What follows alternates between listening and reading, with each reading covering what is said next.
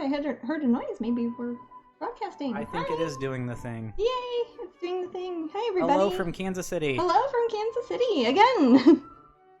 Briefly from Kansas City. I know we move around a lot, so that's why sometimes the room behind me looks different, because I'm in a different studio right now. We won't be back to Florida until after we are in California, so the middle part of August-ish. Yeah. Which might seem like, oh, you're going to California, but it's not just that. On Wednesday, we leave for Iowa, then Illinois, then London, then Paris, then Kansas, then California, and then Florida. If you do place your order this month on Strangeling.com, yeah, for over $25, you will get your baby dragon. You get your baby dragon pin, even if a while. Yeah. Particularly if Jasmine has to touch it. Yeah, if it's an item that needs to be stretched, like canvas cuties or limited edition canvas prints. Yeah, those are the those will take longer. But if you want those, that's fine. Yeah, will just take longer. Yeah, the baby dragon promo. For those who don't know, we're doing a thing on the website where you get a cute little free pin. We do this every year for the anniversary of Strangeling.com. It's the 22nd year, and this comes for free with any order, and it's based on when your order is placed. So even if you order it we are going to be gone or something like that because we're going to be in Europe, it's when you order it. It's not when we ship it. So you will get one. If you order it like today and for some reason we're not able to ship it for a couple weeks or whatever, you will still get your pin. Don't worry. We are looking at when the orders were placed. If it was in July, you should be good. If we run out of them, I hope we won't. It's getting sort of close, so I'm just trying to use math and look at it, but it should be really close. We should have enough for July. I think we'll be fine. I think so. But, a lot of orders are shipping early this week too. Yeah. As you guys know, the first week of July, I was either traveling or it was July 4th. Second week of July, I was putting together orders. Now what's coming up the third week of July? It's shipping and what. Yeah. So thank you all for your patience. Yeah. We appreciate it. But again, you will get your pin no matter what. Yes. Don't worry. If it's something that's like, oh, this order takes longer to make than another order, you will still get your pin. You are good. Oh, it's a lot of hard work. Very late nights. Oh my goodness. We've even roped in younger members of our family. I didn't realize it would be this popular. So if I sound a bit groggy or weird, it's because of lack of sleep. It's kind of many times more than previous years, so if I was trying to look at 2018 to try to gauge stuff, our orders have just been crazy, and thank you. That's good. Don't not order stuff. We appreciate it. It's just very nice, patience is what you fans need. Yeah, and, that's what everybody can use patience. You really are only a few people. Yeah, so I know, and we're up in Kansas City now, so instead of shipping out of Florida like we usually do, we're shipping out of a bit more streamlined. Here in Kansas, it's it's not as set up for our usual sort of monthly shipping stuff, so yeah. But my niece Eleanor and my nephew Theodore have been helping us a bit. Jasmine, doing a good Karen job. wants to know if you uploaded Sunday's broadcast from last week. Yeah, I think so. Yeah, I got a thing from YouTube saying that it was uploaded, so it should be. Yeah. El Hertz thanks us, or congratulates us rather, on selling out so fast on the metal pin set. Oh, yes! Yeah, that's another good example of trying to look at something from previous years and compare it to what's happening now, sort of. The last time I did a pin set... All I have to say is, wow. Yeah. It was, the last time I don't know what to say. The last time I did a pin set, it was the Dia de Muertos one, and I released that in April of 2017, and it took about 2 years to sell all 250 sets of them. So I came out with this other pin set, and I was like, oh, these are a little different. They're not the same format as the usual ones. I've got 250 of them. Says the site was crashing. Yeah, while you guys were because of the so desperately trying to check out. Yes, I was talking to our website admin, Sonia, and she's optimized a few things. Great. So hopefully that won't happen again. Yeah, we bought some more plugins. Those of you who are internet nerds, if you know WooCommerce, they have different plugins that you buy for site management, and that's how we changed the inventory management for the mini paintings. Right. Remember when everybody bought the same mini painting? So basically what happened, I can explain it in a nutshell. Go for it. Me too, Jasmine. Yeah. So many people put tons or Tons of them. Now, I do want to say that nobody bought 10. Nobody bought 10. So the most I saw, I saw like somebody had 4. 4. Yeah, the most so anybody very got much was respected 4. the limit. So yeah, well, a few people had tried to add somebody tried to add 300 to their cart at one time, and I think that kind of messed it up. But it won't let you check out with that. So the most any person got was to protect ourselves from. If you guys remember a few weeks ago, I set up the inventory control. Widgets? Yeah, the inventory. It's a plug-in widget thing. It's an for inventory WooCommerce. thing. So basically, what it is. This is really boring. No, sorry. No, go ahead. The thing is, it protects us from overselling something. Yeah. So if it's in someone's cart, someone else can't buy it. Because a few weeks ago, there was you were able to check out twice on a mini painting, which was awful. Because those are the originals, and there's only one of each. As we grow, and the fans grow, we find out more and more about our website and what it can handle and what it can't, and we keep trying to optimize it. Also, too, I'm not a good person to ask about that sort of thing. I had people texting me. Me neither, really. Calling me or Instagramming me. No, if you have questions about software or checkout or, like, technical difficulties or browsers or plugins or... I don't even know what those things even really mean that much. So if you email the admin@strangeling.com, that is our website administrator. And she is my stepsister, Sonia. You know, she does all the technical stuff. If you want to ask me, like, hey, what color did he use for the background of that elephant painting? I can tell you that. But if you ask me complicated website stuff, I am not going to know that. Right. Or say, hey, I've got a Samsung whatever. Happened when I do this? This part is off to the left. I'm like, I don't even. You should see my terrible old phone. I am not a person to ask. I don't do it to be mean. That is not my bag. I personally and with a couple other people are desperately trying to put together orders. Yeah. I am utterly. We are using child labor illegally. Well, not illegal. The fact that I'm doing Twitch at all is kind of amazing. Should be very happy Matt is here because he's got more important stuff to do so much right work now. To do. We have it's kind of a big deal. A family reunion coming up, and then a trip over to Europe. Oh yeah. And we didn't realize that the baby red dragon would be so popular. So. Yeah, I didn't realize that, and I also didn't realize the thing with the little square pins. I thought people might. I thought we'd have it till like 2020, and I would have them, and I'd give them away as prizes, and bring them to Dragon Con, bring them to Europe, do stuff like that. And I did not anticipate that. It says they don't mind waiting. Thank you.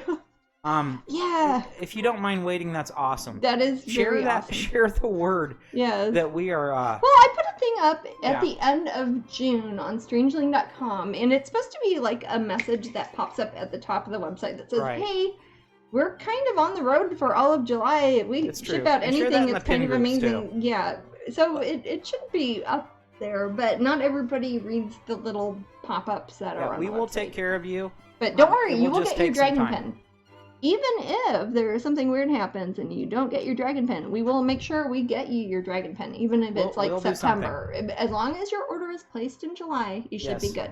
We will take care of you. I'm trying to do it chronologically. Yeah. There are certain things I can't do chronologically because it requires Jasmine's hand. Yeah, if I have to actually paint something like people who get the Masterpiece editions or limited editions, I have to physically be somewhere. There are a few people saying that they don't mind waiting. Oh, good. Thank you so much. You don't know how much that lifts my heart up. I think there are some people out there who expect us to be Amazon. And it's like, I can't send things in one day to, in the middle of nowhere when I'm on an airplane for I'll take care of them. Hours. Basically, we're going to take care of you July, folks, and then it's just on to Dragon Con. Yeah. And I will be showing off later today the pin designs. That's what I've been working on a lot, in addition to packing up the pins and shipping the pins. By the way, Jasmine, has this painting sold? This painting, we do have a few people in line for it. If those people pass, we always take backup. So if it's like, hey, we've had people who are like, oh, I want that painting. They're like, no, sorry, my car got in an accident. Which I hear because we just had car trouble day before yesterday. But it is technically sold, but if you have an interest in this painting, let us know so you can be like a ancillary backup person, a substitute buyer. Well, Vampy said they're good with waiting. Just worry about it missing it coming. You won't. Well, you'll get your alert. Yeah, you will get the thing from stamps.com. Also, too, lately, a lot of people have been getting the things that have your confirmation number, or your tracking number, rather, don't come from us. We don't email those. They are generated by the U.S. Postal Service, stamps.com. And they send that out, and a lot of people's spam thing, like your spam filter on your whatever you use for your email, a lot of people's filters think it is spam. So if you ever are like, hey, where's my tracking number? I haven't seen it. Look in your spam. It is almost always there. 90% of the emails we get, it's like, look in your spam, look in your spam, look in your spam. Yeah. Leela says, all good things come to those who wait. That's Patience a good is point. a virtue. Yeah. And Jenny Needham says, I would be interested in this painting. Oh, and this one too? Oh, yeah, if you are interested in this painting. Again, yes. Yeah, and this has been one I think I've only but there are worked on people Twitch. In line for it. There are, but... So chronological is the only way we can do, because things are time-stamped. And we do look at Thank God for the internet and we do look at the timestamp only on emails, because when people send me messages on Twitch, sometimes I don't see them till a week later, or if people send it on Instagram, I don't see it at all, because I don't look at Instagram messages. My phone is old, and I don't even see that little tab at the top. Or if you send it on Facebook, it might go into the spam thingy. So email us at Jasmine like Princess Jasmine, toad like a frog, at AOL.com. I've had that email address for 20 odd years, and I still have it. And you can, if you're interested in the painting, I have a question for you real quick, Jasmine. Yeah, what's that? Are you dying anytime soon? Am I going to die anytime soon? Are you dying anytime soon? Dying? Dying, yes. I don't think so. Dying. That's kind of a very... leading question. Are you going to paint until you die? I won't paint until I die. Okay, well, I will so probably there should paint be until after I die, like coming. Thomas Kincaid. Yeah. If you don't get the current painting, hey. there will be more. We promise. Oh, I was kind of joking about that with the little square pins. I was like, I've got millions of, not millions, but thousands of square paintings I've done between the tiny treasures and the faces of fairy and the 10x10 crafts I've done for like Pop Gallery and stuff like that. I could do a lot of those pin sets, and hopefully I will do. So don't feel bad if you missed out on one. Also, we're giving away one tonight. But yes, we are. I will. So actually, a lot of people have joined the raffle, and also Kieran wants to let you know that he's checked on your YouTube channel. Is it up there? And he said, in last Sunday's Twitch broadcast is on her YouTube channel. It is on there. Oh, good. Sometimes I don't get. Our internet has been up and down. Apologies in advance of this. Yeah, our power has been on and off. Our water has been off. No, okay. Yeah, my van is currently in the shop. Out here. Yeah. I'm borrowing a car right now. From our nephew who doesn't acting even own really that weird. car yet. Yeah. This is the one I print the labels from for all you guys. I don't know. Have you ever heard Mercury in retrograde? My gosh. It's kind of the ridiculous. water went on and off yesterday. Yeah. The power went out the other day. Couple times. And the place I'm working. And, well, remember it did here too. It went out twice. I had to reset all the things when you were over at Amber's house. We had a scare with Gamera, our kitty, the big fat one, what everyone calls her the Beast. The Beast. She was kind of ill for a while. She wasn't eating for 3 days. Yeah, and she was getting sick and stuff. But she's fine now, so don't worry about Gamera. I think she is fine now. I think it's... we think so, Kitten. Thank you for asking. Yeah, I think she's going to be okay. I hope so, because we're going to have a cat sitter here for her when we are out of town. And I always worry if one of my cats is not acting regular before I leave. So, So Blob Help says, quality and accuracy matter, no rush. Oh, yeah. No, and thank you so much. And don't worry, it's like when if you get your order in, you are good. Don't worry. If it takes us a little bit longer, it might do. And it's not like we're trying to... the last half of the month we planned 6 months ago. Yeah, I didn't know the trip to Europe, and I didn't even think about the pins or like the anniversary order thing. Yeah, when just didn't know that you guys would be so excited about the baby red dragon. I know. Yeah, that's he's a good one. Oh, actually, that would be a good segue if I'm going to talk about. So many. I don't even know how to count on my fingers how many people have been asking about the Dragon Con pins and if I've designed them. And yes, I have. I just haven't had a chance to show people. Let's fast forward a month and a half. Okay. Pretend you're in Atlanta, Georgia. And you are at the America's Mart. Not at the Hyatt, because we're at America's Mart this year. And we are at Dragon Con. A lot of people are like, hey, Dragon Con didn't mention you in their brochure, and we just got the brochure. They They have about a 40% accuracy rate as far as mentioning me in their brochure. Is that about right, Maddie? I'm sorry, I was the typing. DragonCon program that they send out to people in the mail. You know how they list people's names? Who's going to be there? Do they have you there? They don't have me there this time, but they've had about a 40% of the time saying I'm there when I'm there.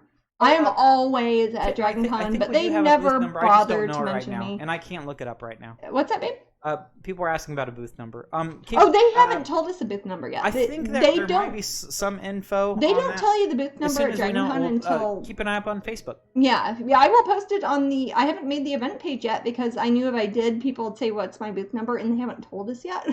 But we will be in the vendor. They've moved us from the vendors or from the art show to the vendor/dealers room, which means we'll have a much bigger area and it should be less crowded. Well, not less crowded, but can accommodate more people. So there'll be some elbow room and more artwork. But anyways, I've got the pin designs. I've finally got them scanned in and cleaned up from the original paintings, and I will show you what they look like. And one of them, as I think several of the pin people have been talking about, Baby Red Dragon, you know, the free one we're doing at strangeline.com.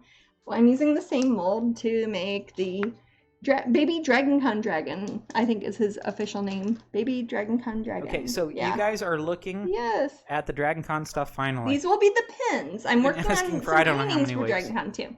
But this little cutie, he's kind of like how I did the dragon portrait, and I did a DragonCon one that is the official DragonCon Pantone shades of gold, yellow, and purple, and that is him.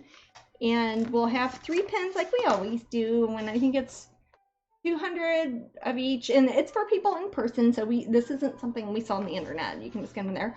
I always do a dice fairy one, or I have done for the past few years, and her face, I went with a more gray color because I wanted to make her look kind of more undead because she's a necromancer.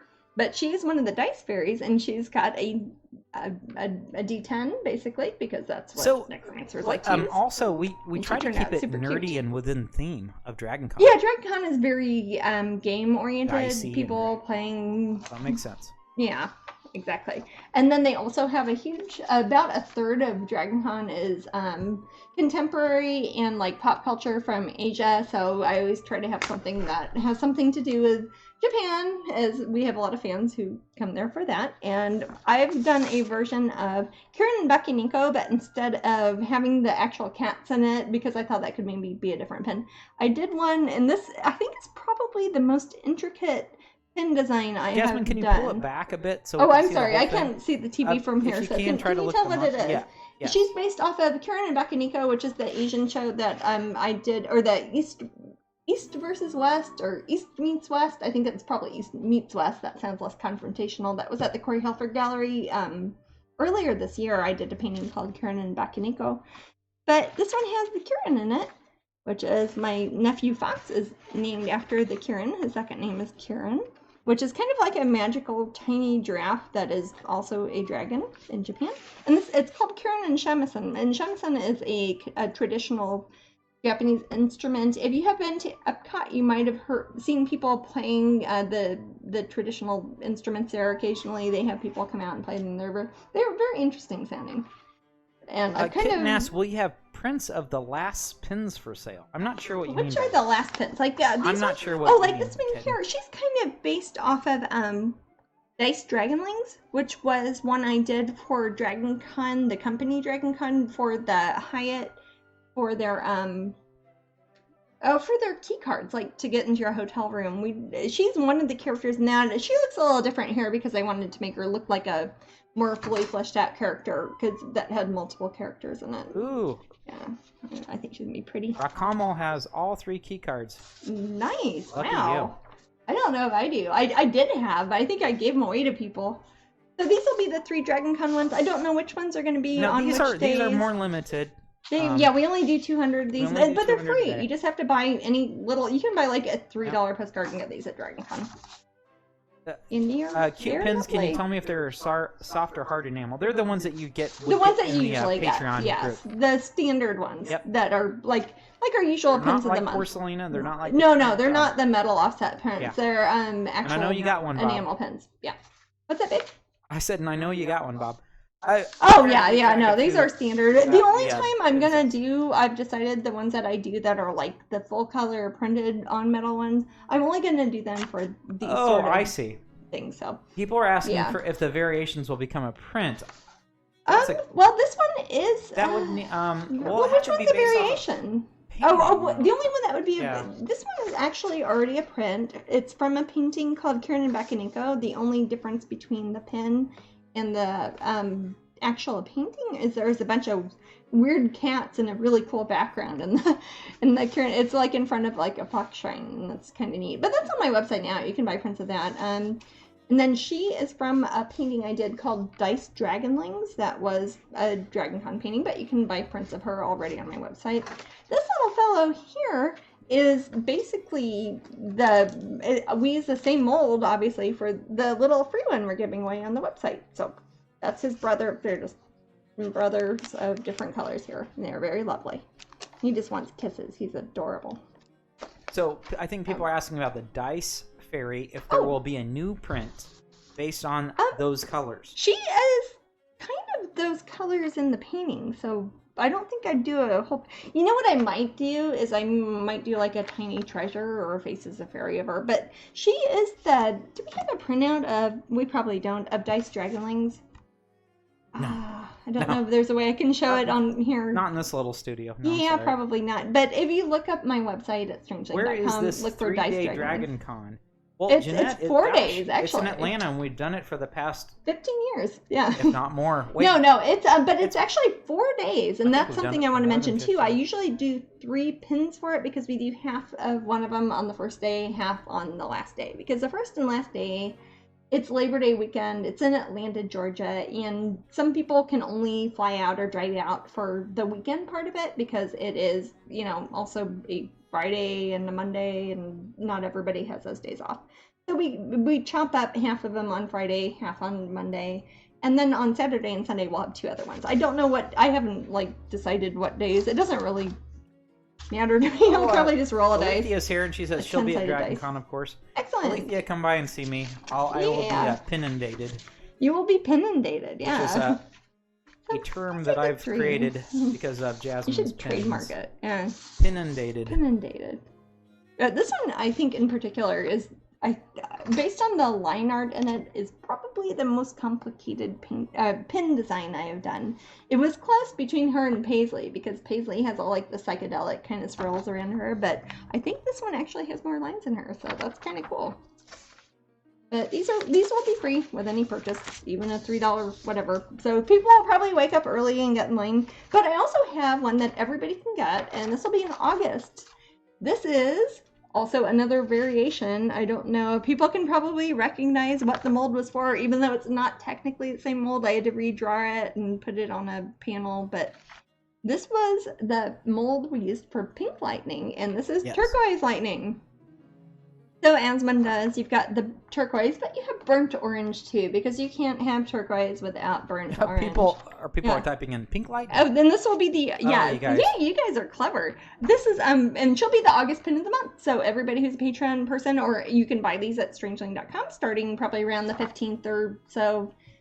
Yeah, probably around then for August. Usually when we have the pins up for the pin of the month, we put them up on around the 15th, but she is the same mold as Pink Lightning, but looks very different, and the enamel traces on this look so sharp together. I don't have one People here are loving in all Kansas, the pins so. you're showing. Oh, good. Oh, good. That makes me happy to hear because really enjoying it. I hope you guys spent a lot of time on these. Every time I do one of these, I basically have to paint the whole character again, get the Pantone kind of guidebook PDF thing, pick all the enamels, and sometimes it takes longer to do that than it does to do a whole painting.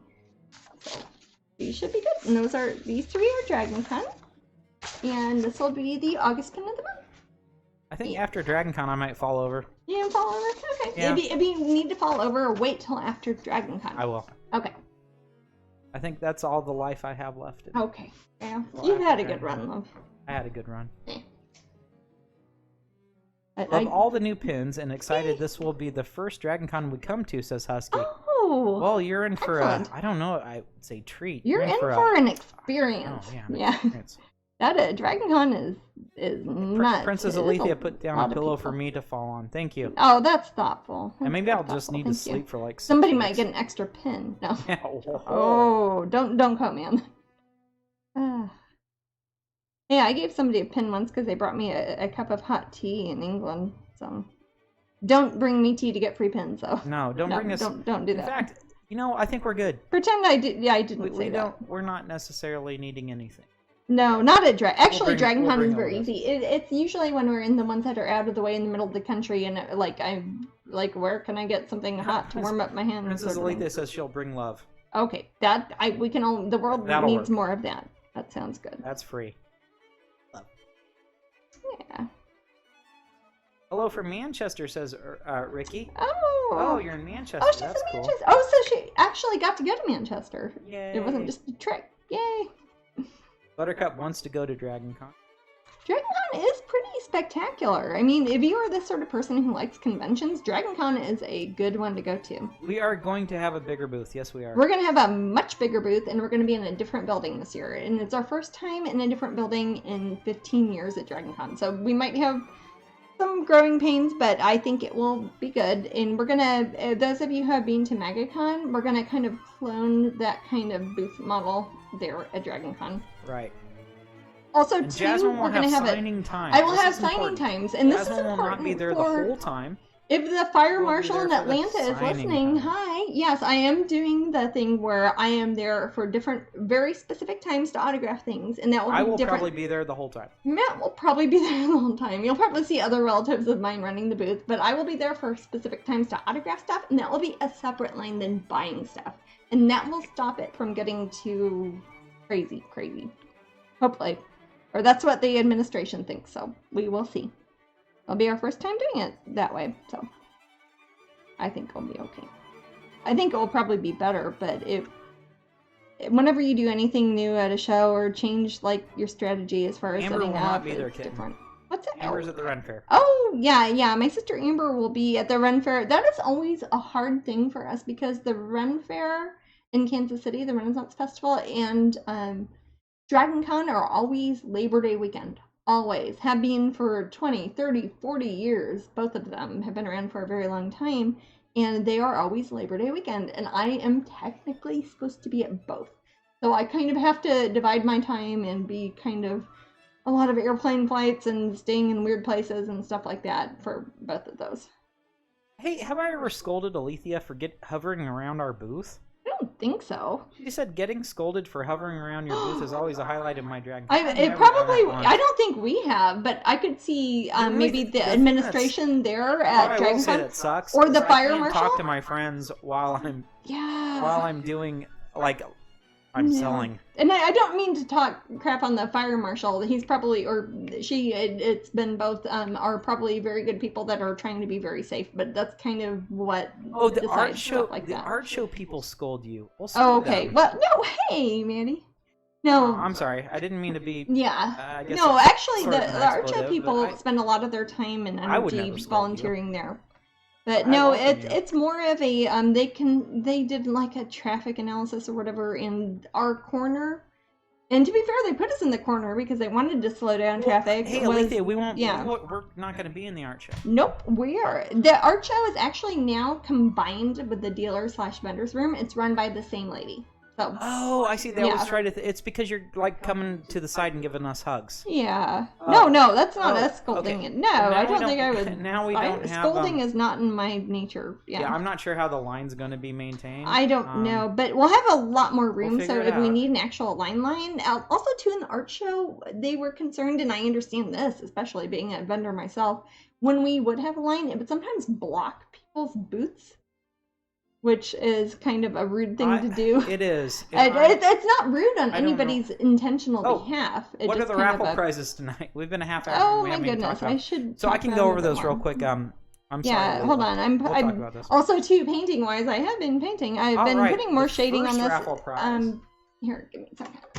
Tell me when you're ready, sweetie. I am ready. Is the first one the coloring book? Okay, coloring. Jasmine Becket-Griffith, a fantasy art adventure coloring book. Yeah, this is my very first coloring book, and I have this here in Kansas City, and I will autograph for you, and we will send it out. This is my very first actual coloring book, and it's the first of what has been 3 coloring books so far that have been made by Blue Angel Publishing, and they are coming out with my 4th one at the end of August / beginning of September at the Pop Gallery at Disney Springs in Florida at Disney World. They're going to have the Alice one come out there on September 7th. So that will be the official release date of it. You might be able to find it online, or sometimes I don't know when it's going to show up on Amazon. Amazon doesn't even email if you buy stuff. They're not going to email you just because, you know, you painted something. So I never know ahead of time when that sort of thing is going to pop up. But it will, and these will be available worldwide. The Alice one was, this one is already available everywhere, I think. Do we have them on the website, like autographed ones? Or I don't know if we do. I don't know. We did at one point. We may still. I don't even know. Might. But you can. But if you go to Google is always your friend. I always feel like people are like, have you ever thought about painting a unicorn? I'm like, I sure have. Would you like my friend Google to look that up for you? There are a lot of things that you can find, like book-wise and coloring book-wise, coloring page-wise, etc. If you look at the internet. So that's the first prize, and I will autograph this one. So this is actually one of mine. Second hour. In fact, I've got some paint on the front, so that makes it official. The second hour is a special one.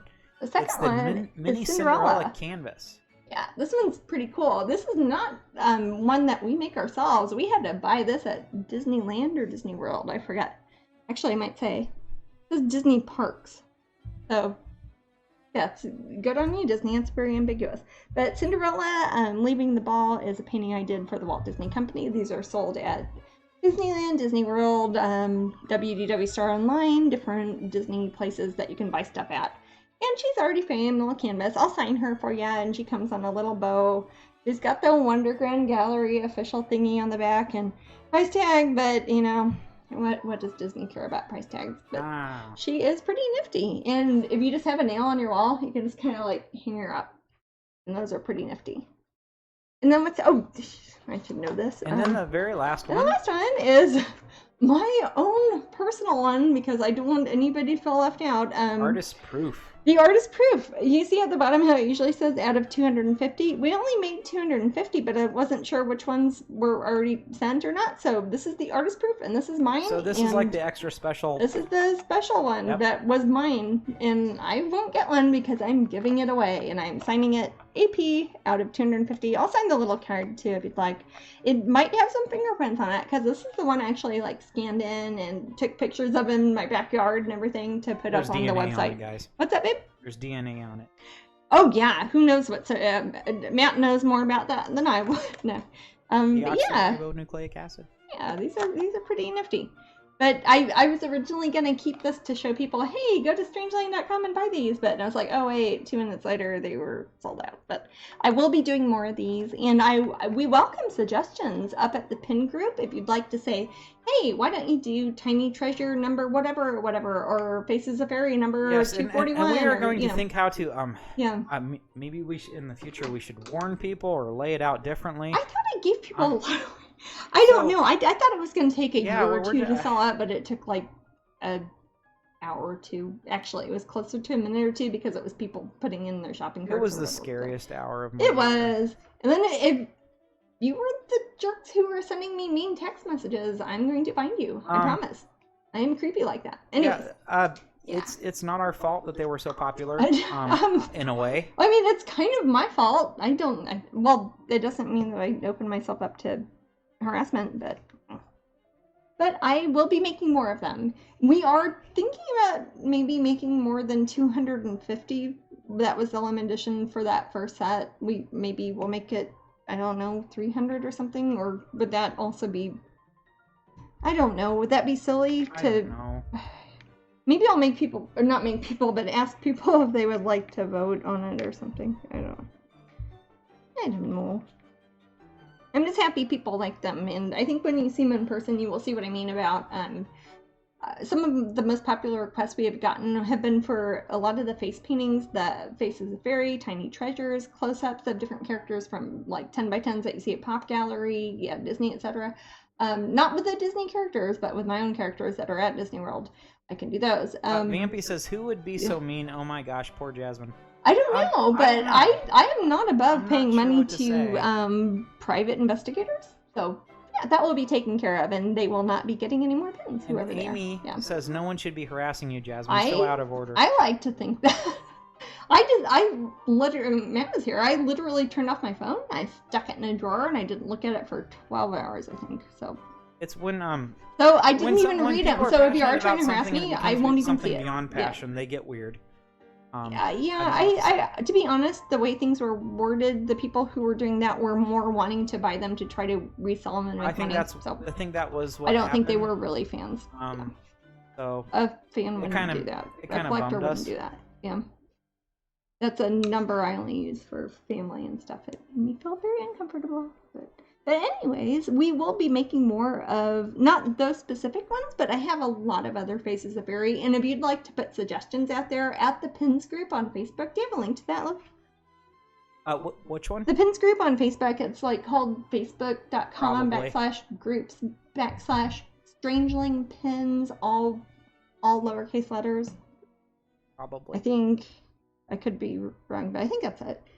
But if you would like to suggest Faces of Fairy or Tiny Treasures or any of the square paintings I have done that are mostly faces, they work really good for that format, as opposed to the ones that, if I were to do line art for that, it would look like the same face over and over again in a weird square, and that wouldn't look good as like a actual enamel pin. Like if you have something like this that has like a very distinct outside, that's very different than having a square that is only a face. Or if you're going to compare it to like a whole little dragon, you can see his feet and wings and everything. This is mostly what I'm going to do for pins. I'm not going to switch over to the other type, but we're going to have those as ancillary things only for the little square paintings that don't work good as the actual metal enamel pins. Even though those are technically metal and enamel. I don't know if I can show them as well. They are... Okay, Jasmine, Bob says, or there's a few comments. Let me read a few. These are metal, but they're solid on the front. Sorry. Amanda Rabbit says, I think what I'm hearing is that the 10 per person was too generous, and to limit it to 2 or 3 per order. Nobody bought 10. The most anybody got was 4. Are worth that much hate. That's so sad to hear. Well, maybe we will limit to that. Maybe so. But nobody ever bought 10. No, 4 was the most somebody got, we looked it up, the most any individual got was 4. So somebody could have bought 10. They just didn't. And nobody did. Most people, the average was 1.5, which means that I did the analytics thing on my website, which I've not used before. That means that the average person bought either 1 or 2. So that's not too crazy. Okay, I have a few messages to read you. Oh, okay, sorry. Sorry that happened to you. People shouldn't do that if they are a fan of your art. I probably shouldn't even bring it up. Kay Harmon says, dude, this elephant painting is legit. Isn't he so cute? I can't wait to see a print of this or snag print. We will definitely do prints Bob's of this Chemist says, I'm sorry to keep asking technical questions. Oh, that's fine. But I had to do some research for a side project, and I learned a bunch. Have you ever considered a rainbow anodized finish for the metal on your pins? You usually have a black finish. I usually do have a black finish. They're talking about the metal. I usually have like an iron nickel alloy I use, which is why if you look at my pins, I don't know if it's too shiny, but the lines on my pins are usually black. We did one that was a nickel azo something that was on Girl with the Pearl Earring. That was kind of like a silvery, like shiny finish. I have seen the anodized rainbow finish, which looks like an oil slick. It's really lovely. It's very rainbowy. Cool. So I think I would probably, since most of mine I like them to like kind of look like animation cells, such as having a black outline with a different color inside of it, and like everything is a coloring book page almost. But I could see definitely, especially doing a variant of an existing design. Like if we had this little fella here, if we had the lines on it, like that anodized rainbow sort of finish, that would be really pretty if we did them like all silver and then put the rainbow on the highlights. That would be kind of nifty. So I have thought about that, and I've thought about doing the kind of close in a sort of hard finish, but I think it looks less like something I drew, less like a painting. It looks more like a design, and I like them to kind of reflect the artwork as much as I can. But I could definitely see doing a variant on one of the pins with a rainbow sort of version. Kazumaka says, my daughter saw the zombie kitty and painting and said it should be a pin. Oh, that would probably be a good example of one that could work well for the square ones, like the the ones that are we just did with for the faces of fairy, because since you don't have, if you look at the zombie kitty, it's like you don't even see like the back of her head or like her arm. You see a hand floating in the middle of nowhere. It's hard to reconcile as a physical shape. By that I mean looking at the back side of a pin. If you're to look at the back side of something that's like a hand floating in midair, it doesn't look right if you're gonna hold it up as a pin. But if you had it in something like this, how there's a kitty cat kind of staring into the middle distance, or you can see her hands holding a frog, or this one, like you don't see the whole egg in it. I'd have to paint the whole thing over again if I wanted to show one with the round part of the egg at the bottom, or the legs of the doggy there, or the rest of the moon, or part of the head, or anything like the forehead of this character. They're really good for squares like this, but not for something that is shaped like a specific shape, which is a die cut sort of soft enamel pin. It's like, this one makes sense. You can see his feet, you can see his tail, you can see his cool wings. So okay, that Jasmine? Zombie kitty would be kind of cool as one of those. Yeah. Amy said you should do a steampunk set with some of your steampunk themes. See that? Yeah, you know, I could probably even do that with Tiny Treasures or Faces of Fairy, because I think I've done a lot of little square ones that are steampunk themed. And this one here, the first one I did, like when I was picking some of my favorites, I picked this one because it has my kitty cat Azrael, and this one's got a lovely little tree frog that I love. But I thought about different themes for these in general. I thought about doing like a butterfly themed one, or doing like a vampire themed one, because I've got a lot of vampires that are small ones like that, or even Halloween ones or Valentine's Day ones. I mean, there are a lot of things I think I could do with this that I can't do with the ones that have to show the whole body, because I tend to even like the little elephant one here. I don't know how you can see on the TV or the phone or whatever you're looking at. You can see the whole elephant there. You can see like its feet, but you can't really see the fairy because she's gonna have plants growing on her. So you'd have to think of weird, if you think about putting a cookie cutter on the outside of something, like the whole painting, that's what a die cut is. That's a big machine the size of like a Volkswagen Beetle, and it just kind of cuts out pieces of metal to make the molds. If you don't have a strong outside shape for a traditional enamel pin, it looks weird. It looks like who cut off your leg sort of thing, which is why the ones that are portraits, and I think, yeah, we call these portraits, mini portrait set 1, because there's going to be more than one. Jasmine. That's a good one to just do kind of shoulders up sort of portraits. Yeah. Amy says, please show the purple one again. The purple one? Which was it a pin, or was it a I don't know. It's been a while. Since okay. Purple one. Purple. I've got Daxazine purple. It's pretty great. I love it. It's like one of my favorite pins. Probably a pin? Probably. Purple was it one of these? Like these little pills here? Oh wait, was it the printouts I did for DragonCon? I don't know. Was it? It might have been the dragon for DragonCon. Maybe. Yeah, because he's purple. Maybe. If not, y'all get to see it again. But he's the variant, and again, he's got an actual mold that is shaped based on the character shape. It's not like a weird head floating in space. And here's the red one. We're giving away at the website, and here's the purple and yellow and gold one, which are the official DragonCon colors, which is why we're doing him as the DragonCon pin. We did a painting, or a pin rather, last year called DragonCon Dragon Portrait, which is kind of like Rainbow Dragon Portrait, but it is DragonCon colors, and that's kind of like his full-size brother here. Yeah. Someone said Leela says Black Orchid Fairy looks awesome. Oh yeah. Aaron says it's my birthday in 15 days. Oh gosh. Peter says our vote would be Faces Fairy 237 with a turtle and glasses. Oh, I was gonna say it's another sea turtle one. Yeah. Is this the only painting Jasmine has done with glasses? No, I've done probably 15 paintings of glasses, but most of them tend to be portraits of specific people. Well, Amy says this month's pin. You're showing it off. Oh yeah, this is the purple one. Okay, gotcha. Here's yes. I don't know if I'm holding. Is this the camera, or should I show it that one? Would Jasmine think of doing a pride pin via the dragon pin? She's already done that. Oh, I did. Yeah, I did rainbow dragon pin. Do I have him handy? You probably have a. Yeah, actually, if you give me a second. I know it's not June. I kind of gotta wait. Or how close are we doing to the raffle now? 15 minutes. Oh, okay. Yeah, we have one kitten. It's Rainbow Dragon portrait. No, I mean, do we have it here? Oh, I don't. Oh, wait, I'm sorry. Her name's Kitten. I thought you were calling me Kitten. No, I wasn't calling you Kitten. Darn it. Yeah, okay. we have. I'll look real quick, because I have one, and I think I posted him during June for 5 minutes. We did. Yeah. Try not to keep these things a secret. What? Try not to keep a secret. Oh.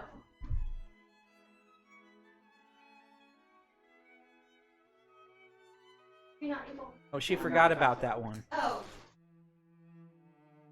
Yeah, she's probably thinking about the. Like the pink dragon one. Probably. I did like the rainbow.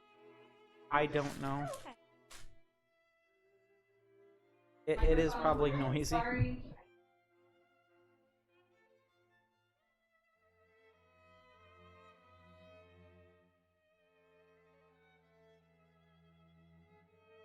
I have a ton in my work area. That's for you.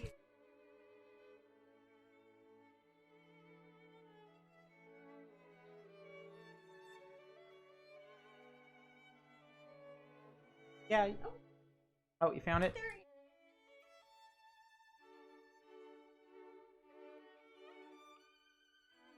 Sure to set the bags aside so I can put it back in there. But I think I know what they're asking, and I think that would be a great idea. Because we had a Dragon Con one last year, which was purple and yellow for the Dragon Con colors with a cute little baby dragon just his head. But then we did a rainbow one, and that's one that a lot of people have used for the Orlando Strong and for the we did it as a fundraiser for Pride parades and all sorts of stuff and the whole thing in Orlando. What about one being done in the new Dragon Link? Yeah, that would be cute. So if I were to look at him, for example, and this is where things get interesting. It's like if you were to look at, here's a scan of the painting I did for the new one that's at Dragon Con, which is purple and yellow. So if I was going to look at him, I would think, oh, there are a lot of places on him, like either on his little, anytime you have a black line around something, if you're doing a metal pin, you need the enamel pin, that's when you can change the color. So if I wanted to do like violet, indigo, blue and green, yellow, orange, and red, I would kind of start at the top, or like the little things that are on his front there. Like if you look how it's all yellow on this one, and this is kind of all purple. I could kind of xylophone it. You remember those toys when you were little? Matt might. A few other people are probably too young, but there was like a xylophone that you get that was like a rainbow. Yeah. Did you have that and you like pull it on a string? Yes, I know. Okay. But you could kind of do that with that little bit on the front of his chest, or maybe on the little pokies down there. Or I could change the wings, and yeah, if I were to take this kind of mold and put the rainbow colors on it, that could be pretty cute. But in the meantime, we do have the one that's just the portrait, that is the rainbow portrait for Dragon. And he is up on my website, and we have like, I think 30 of those left, 33. There's a certain amount of them on the website. There's probably others on eBay or something, but you can always get them up there.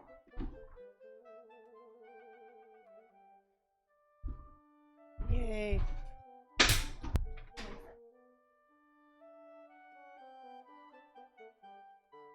Amanda Rabbit says, poor Matt, both of you are so overworked. Yeah, it's true. Yeah. I don't know what else to do, though. I don't know what else to do either. It's like we just continue on. I don't know, but this little elephant's adorable. And he would be a cute little pin. I kind of like to do the elephant one. That would be a good fundraiser one, too. I could do it, like, for, I don't know, one of the national parks in Botswana or something. That'd be kind of cute. But if you guys have been following me, I started this one on Twitch 2 weeks ago, and I've been working on it only when I've been broadcasting, basically. So I haven't put a whole lot of detail since the last time you've seen them. I think I might have put a little bit more in the eyes. I haven't put any highlights in the eyes because I haven't decided what the background is going to look like, other than it's going to be more green here, it's going to be more dark here, and there's going to be some little flowers and vines and ferns and things. And it's not Dumbo. He's a baby cartoon-looking elephant, so he's gonna look a little bit like Dumbo, but it's not Dumbo. He's just like an outdoor elephant who lives in the wild. And he's cute. His friend's cute, too. And he's kind of smiling. He's kind of a happy little elephant. This is kind of a happy little painting as far as I go. I tend to make grumpy little paintings, so... I think when I started working on him... last weekend or the weekend before, we had a discussion about whether or not he was too grumpy. So I did kind of scale back on the eyebrows because he was looking a little grumpy. You plan on having prints of the elephant painting at DragonCon. Yeah, we should have them ready by then, definitely. I'm hoping to finish this one up, and then, well, I was going to say I have to leave the state on Wednesday at 2 o'clock, so, I don't get back till August 1st, I think. So, I will probably have prints of them in the early part of August, and those will be at strangeling.com.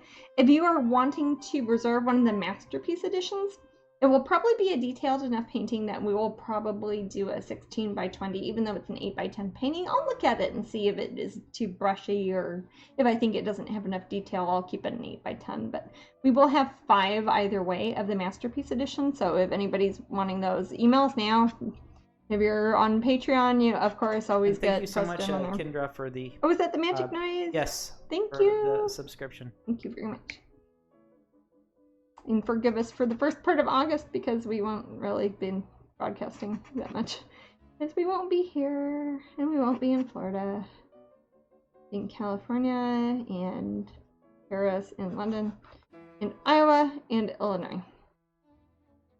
I never know what time it is. And... oh.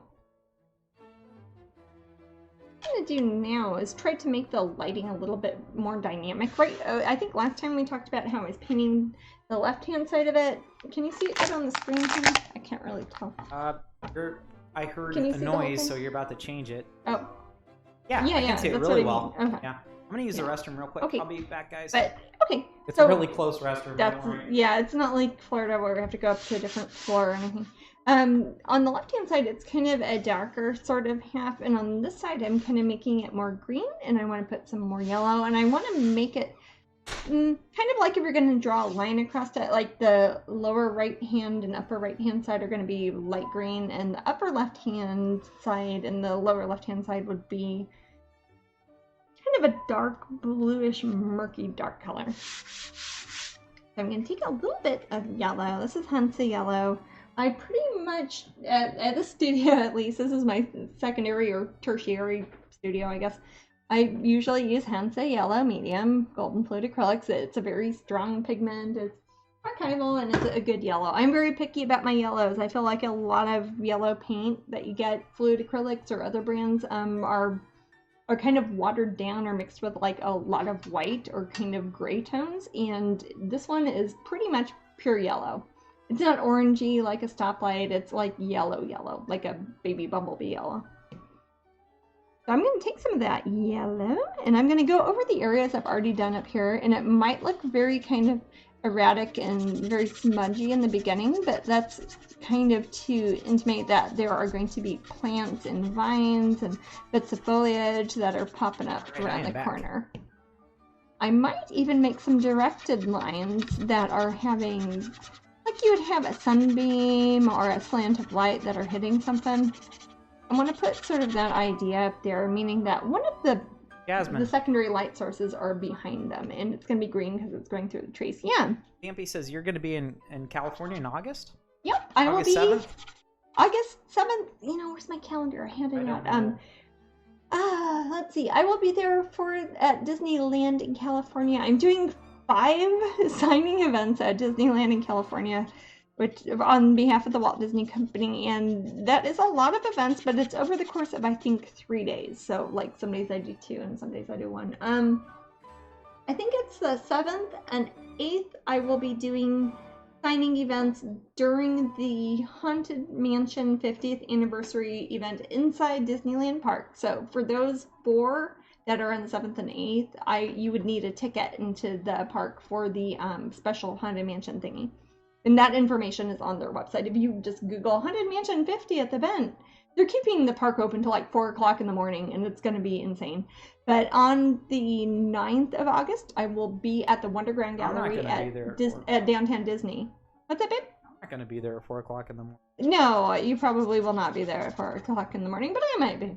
But on the 9th of August, I will be at the Wonderground Gallery at Downtown Disney, which is the free part. So if you don't have a ticket, you can get there and just get stuff signed or come say hi or come look at my artwork or whatever. And that will be on August 9th, I think from 6 to 8 p.m. on August 9th. I have an event page up on my Facebook that talks about the different events, but I have only just recently gotten the specific timing from the Disney scheduling department. It's like being a waitress somewhere and you get your schedule not that long before you're going to do the show. It's like, hey, I've got to work from 6 to 10 on Friday. You know, that's just how it works. But I will post that information as soon as I am not painting on Twitch and when I am on the internet on a computer. But I will be there, and that is Anaheim, California. It's in the Los Angeles area, so if you're looking to see me in California anytime soon, that would probably be your best bet. My big solo show coming up, I say coming up, but it's not going to be until November 14th of next year. We'll be at the Corey Helford Gallery, and they're much like my Magical Thinking show, and that's in downtown Los Angeles. I will be doing a thing where they give me the big 3,000 or 4,000 square foot gallery, and I get to fill it up with whatever. And I'm working on that already. You guys will be able to get some previews of that over the almost the next year and a half. I will mostly be working on that show, and that will be in California.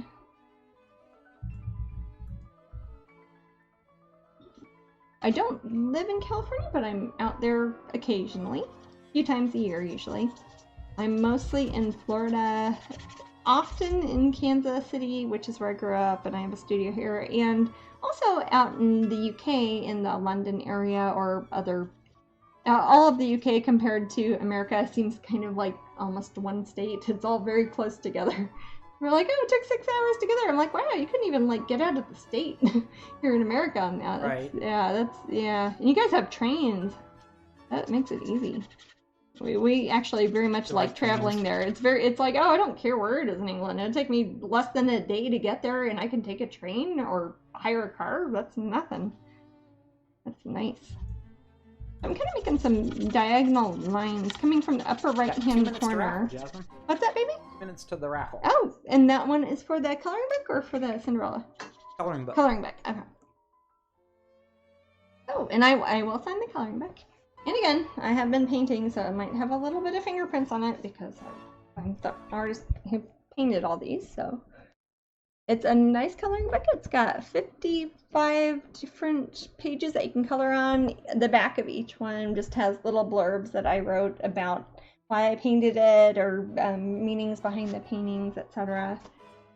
And they are pretty nicely done. They've got kind of a chipboard cover, and they've got a dust jacket. They're some of the nicer coloring books I've seen. I'm very happy I went with this company because they do a really good job. And this is the first of my 3 current coloring books that are out there. You can buy them worldwide on Amazon or Book Depository. Just look up Zuma's here has all your coloring books. Jasmine. Coloring book. Yeah. Oh, excellent. The new one will be Alice in Wonderland coloring book, and that will be out in not long from now, at the beginning of September. As always, they are worldwide. A lot of people say, well, how come it's in America? I'm like, well, they actually don't come from America. My publisher is Australian. So they start off in Australia, and y'all get them in South Africa and New Zealand and Australia before we do, because they start from there and they just kind of fan out, and they will go everywhere. Doesn't matter where you live, you'll be able to get one. But yeah, you folks in Australia get them first, because Blue Angel is an Australian company, and they were very nice enough to pick me up very early on, and they do a lot of my Oracle card decks. They're good folk. They're super nice. They're run by a person named Tony, who is also an artist, so I think that is part of why they are very thoughtful with their layout design. They make my art, like coffee table art books, like Strangeling and the Forever Strange that just came out. What's that, babe? Let me pick this winter here. The winter, not winter. I'm saying no spoilers. This will be for that coloring book, and I will sign it. I won't color anything in it, but 3869, and I wonder if that is a Bible quote? Matthew. What's that? Matthew 3869. Oh, okay. I thought it sounded like a Bible quote or something. It does sound like a Bible Matthew verse 3869. Yeah, take that. So let me mic put drop. the message up there. But he spells it like Ricky's Matthew does. Well, everybody in Europe spells it that way. No, they don't. Well, everybody who's French. No, it's true. Some places you're Matthias, aren't you? I only know these things because I am a math.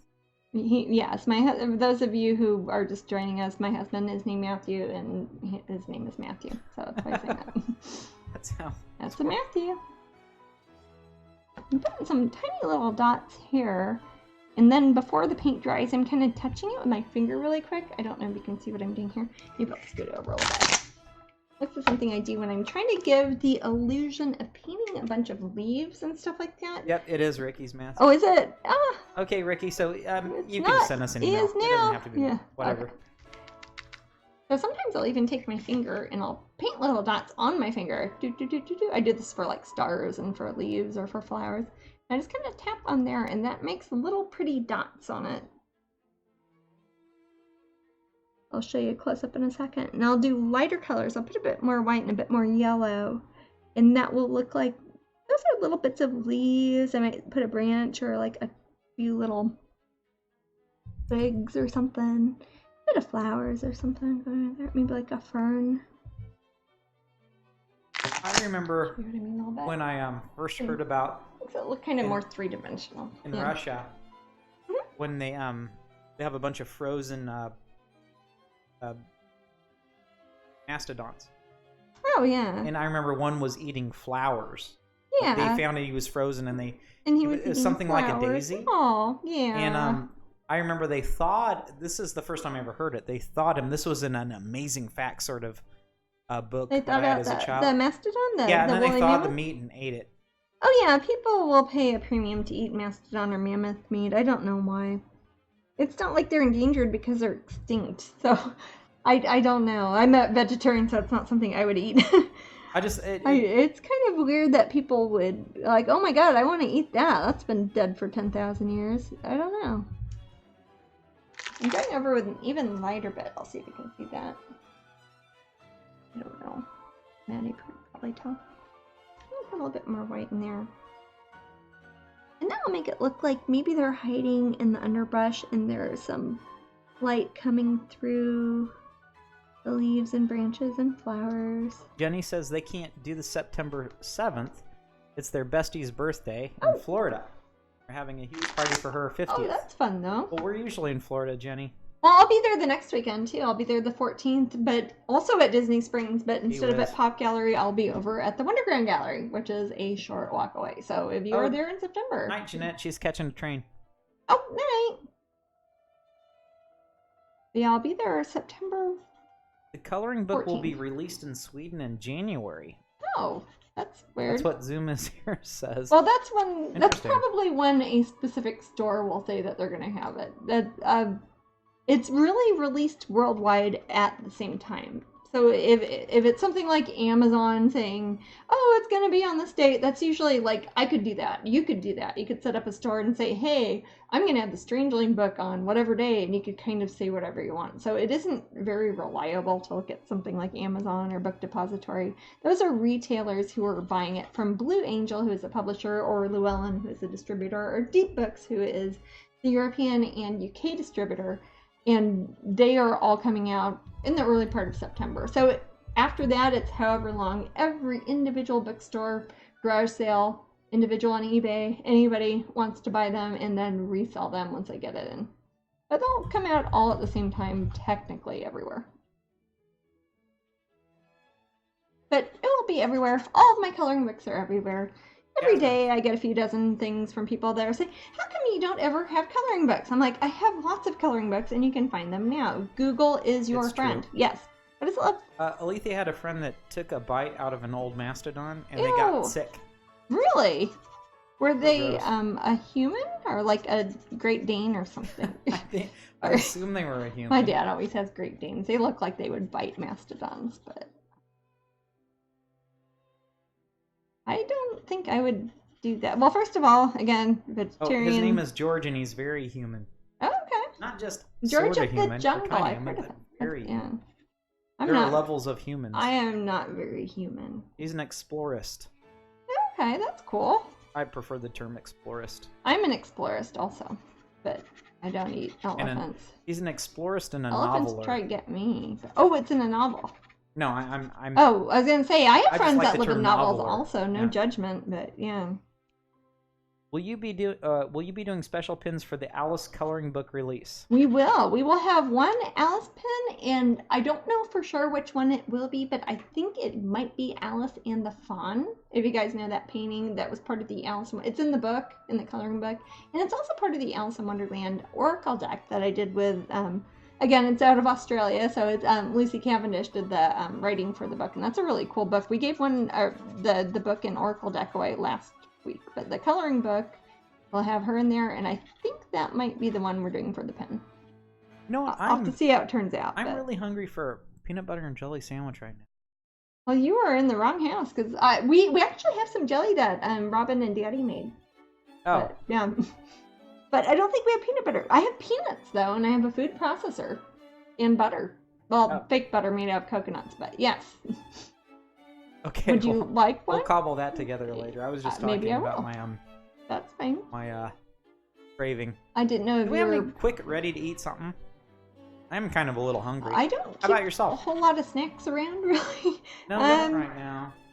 I have Do you have any of those Packy haunted ghost pepper chips still? A little bit. I don't know if that'd be good Has anyone had those? Actually, we can I love those. These are kind of cool. They're awesome. I know they're in America, and I know they're in Missouri, Kansas, and Florida. Yeah.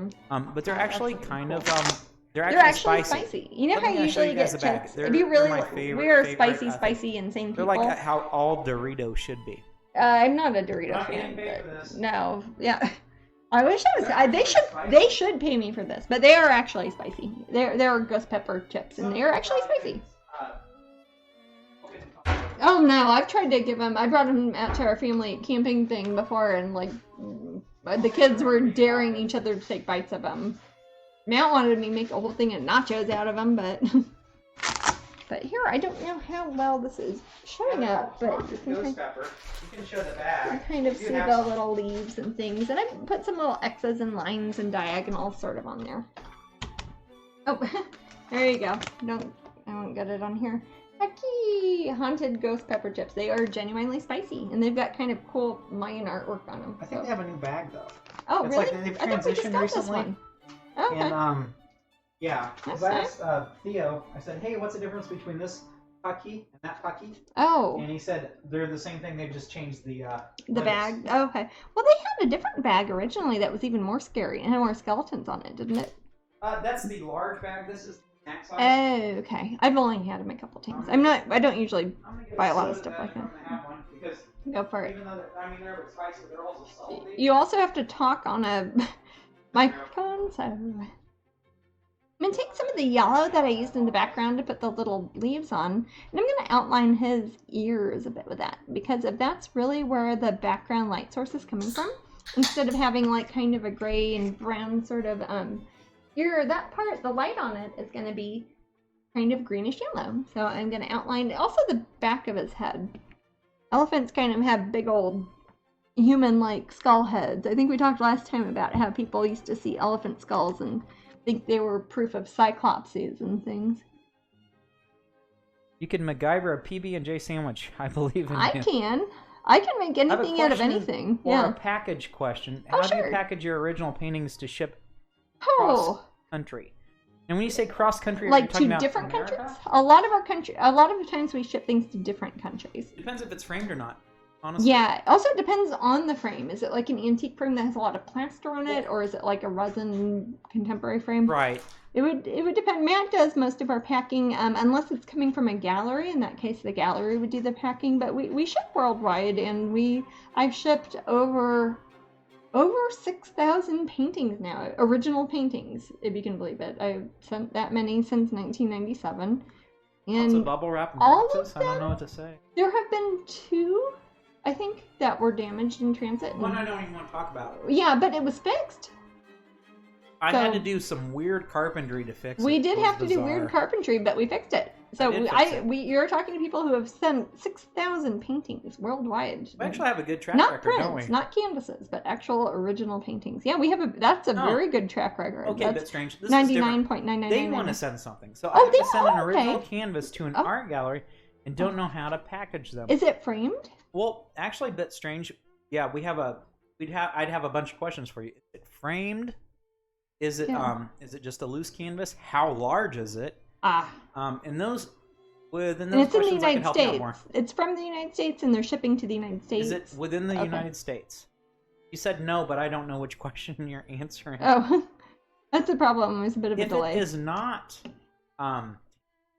if it is not framed, then I have to ask: is it a stretched canvas or is it loose? Is it rolled? Or like in I imagine it's stretched canvas. First 1,000 paintings I did. Did you varnish it? Up. Did you put a finish on it? No frame, and it is wrapped canvas. Oh, so okay. It's wrapped. Okay.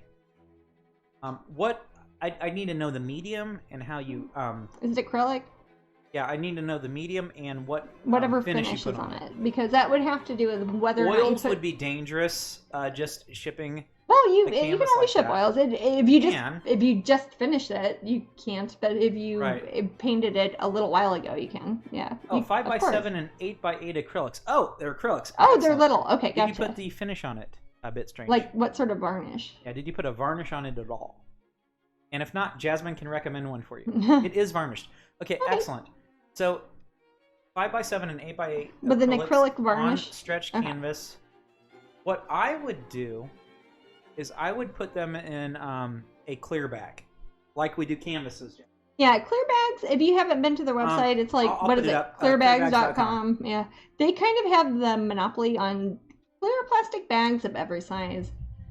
We use them on our con or pins, something, and you see an artist, they probably use clearbags.com. People use them on comic books. People use them on postcards. They use them on pretty much everything. So first, put them in that. Clear bags do not lift print. Well, it's a painting. That Nintendo guy says they love clear bags. Clear bags are family awesome. owned. They only have like 20 workers. I know. I can't believe they are as popular as they are. Bit Strange uses clear bags. Excellent. Okay. So now what you have to worry about, Bit Strange, is you have to worry about the bubble wrap. Yeah. Okay, the problem you could have with bubble wrap, NES box protectors. Okay. Okay. Yeah. You actually, that Nintendo guy, do you do stuff with NES? His name would imply so. It says NES box protector. Hey. Oh, okay. So anyway, Bit Strange, you have to worry about the bubble wrap. The bubble wrap, well, at Clear Bags, actually, you can buy some white board. What I would suggest is drop board, like acid-free matte board? I think it's called acid-free drop board or backing board. I think it's called, I think just I check would for even know the acid-free. size. If you type in back 9, back 9 is BACK. I knew that. It's on the top of the paintings file. That is the coupon, or not the coupon code, SKU item number at Clearbags.com. At Clearbags, I think you'd find a 9x12. Yeah, that would be pretty solid for either one of those sizes. So I would clear bag it, then put the face of it, after you've clear bagged it, on the backing board, and then wrap it in bubble wrap a bunch, and then put it in a box. Yeah. After you do that, it should be safe. Yeah. The important thing is putting it in a clear bag first before putting bubble wrap on it. Right. People don't realize that acrylic and acrylic varnish are plastic, and bubble wrap is soft plastic. So if you touch the two and it heats up at 90 degrees in the summer, it might start to merge with it. So you want to put it in a clear bag before you put bubble wrap on it. Right, and it's important to have that backing board in front of the art. Yeah. Because then the bubble wrap can't hurt it. Yeah, exactly. And have the bubble wrap face out. Don't have the bubbles face in, ever. Yeah, otherwise it will leave little circles all over the artwork. As much. With artwork, it does, because it will indent. It will push the canvas in. If it has acrylic varnish, because they're both plastic, and it just kind of starts. It's usually when it's hotter out, like if it's July, for example, and you don't somebody want the stretcher bars to leaves show through. No, you don't want any. You want it to look tight. Yeah. So that's my best advice. And put it in an appropriate size box. Don't use a box too big. You don't want it to you want to be able to shake it and feel like nothing's moving in it. If you shake it and nothing moves, you're fine. Yeah. I heard to use parchment paper, but I never used it. Parchment paper? I have not used parchment paper myself. I've used it for drawings and stuff, not for paintings. I've never used it for packing. We've used it for our certificates of authenticity and stuff like that, but I have not used it for packing. That would probably be in the same kind of way that one would use a clear bag, I would guess. Because, I mean, that's what you use when you cook. If you cook, if you do a lot of baking or a lot of things that you don't want to put foil under when you're putting it in an oven, parchment paper is good because it won't lift. Yeah. You need a varnish brand suggestion. Oh. Varnish tends to turn my artwork a tinge of yellow for some reason. Does Jasmine ever have that issue? I use non-yellowing varnish. If you look on varnishes, they will usually have a word that says archival or non-yellowing varnish. I like the Liquitex Professional Gloss Varnish. Not everybody has the patience for this. Some people like to pour on varnish and do like one coat. When I do my paintings, I have actually a varnishing tutorial. If you look on my YouTube, do you have my YouTube channel, Maddie? Okay, or if you just go to youtube.com/Jasmine Becket. B as in boy, E-C-K-E-T. My whole last name was too long, so I just had Beckett. I didn't have Becket-Griffith. And then /videos, or just Google YouTube Jasmine Becket, you'll find it. And I have a varnishing tutorial where I talk a lot about different types of varnish and what methods I use. And I actually varnished Silent Wisdom, my owl painting. I do that one, and that turned out pretty glossy and lovely. But I do about 10, 15, sometimes 20. Sometimes like 25. It depends how bumpy the painting is. I like it to be smooth at the end. And I use a wet rag. I use auto detailing rags, and I use them slightly damp, and I will use them with Liquitex Professional. And it's pretty solid. It's time consuming, and every time I do it, I put a layer, I get my hairdryer out, do a layer, hairdryer. It's probably the most boring Twitch post I've ever done because it was like all varnishing, but it's important. So definitely take a look at that, because we talk about why some types of varnish yellow and why some of them are sticky for like a year and a half if you use oils, and why some of them dry really quickly with a hairdryer, and then they say that they're not supposed to, and that's what Jasmine, I do. Yeah. Wheeler says, I know this might be too early to ask, but is there going to be a special Glastonbury pin? Oh yes, definitely. Are we going to Glastonbury? Yeah, honey, we're going to be there we're going to be there at the end of October. Oh, okay. Yeah, this year. Yep. So I guess there will be. Yes. Oh yes, there will be a pin. I remember Karen was talking to us about the other day. Wow. Yep. Karen, not Karen, but Karen. Gotcha. Sorry. Karen. Missouri accent here. But yeah, I remember she was telling you that yeah, she's on TV. So I'm putting a bit of highlights on the back side, which might sound different, like you weren't expecting it, but the back side of the elephant's head, and that's going to make him look more three-dimensional, because I'm addressing the fact that he is in front of a forest and there is sunlight dappling kind of down behind him. He's kind of looking like a little cute toy elephant or something. Reynolds. Oh, was that the magic noise? 12 months in a row. All right. Well, I promise to do my best to be here for the next 12 months. That means they've done it the past 12 months. Oh, I see. Gotcha. Oh, really? I did. So it's retroactive? Yeah, I didn't know that. I thought it made it subscribed. I've explained it a couple times. I was confused by it at first. Me too. But then I figured out what was going on. Gotcha. It just means that they've renewed. Sometimes I can't hear you very good. For a year. Okay. Nice. That doesn't mean I can't promise to be here for you. A little bit on his little chest here too. Oh, he's kind of looking a little heart-shaped in the middle, and that makes him look even cuter. No problem, Lula. What, baby? She said thank you. Oh, okay. Oh. Saying there would be a special Glastonbury. Oh, yeah. And I would imagine we'll probably have a limited amount, 200 there? Yeah, I think so. And I think you told me that you talked to Karen, and she said that the, what was the theme? Sparkles or something? For Glastonbury, you told me, and I only know it from you. Okay, but Karen told you that. So sparkly?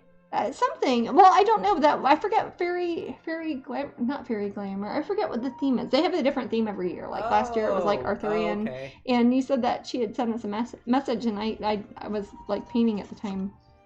Well, I will be sure. I will be working on that probably in the next week or two. So I will know very soon on that.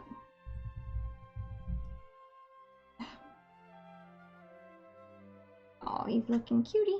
What I'm going to do really quick, too, since I've got this kind of backlit thing with the green, I'm going to put a little bit of yellow, white, and green, and put that in the eyes of the fairy friend here, and also a little bit of backlit on the elephant, even though if this was a real scene and that light was coming from behind him, it probably would not reflect in their eyes. It would look good from a design standpoint, because it's tying that green color that doesn't exist in the rest of the painting. It's kind of tying it in with that.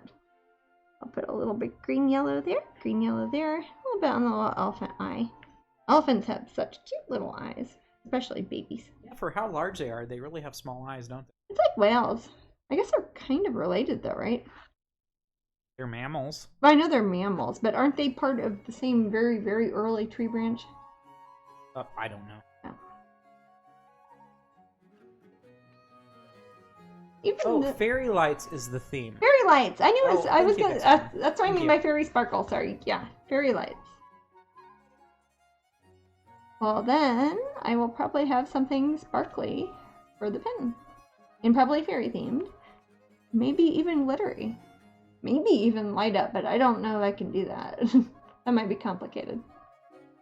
Maybe glow in the dark, though. Well, as Jasmine said the other day, it's Mercury in retrograde. Yeah. We had plans. It's like one of the 3 plans that I had made.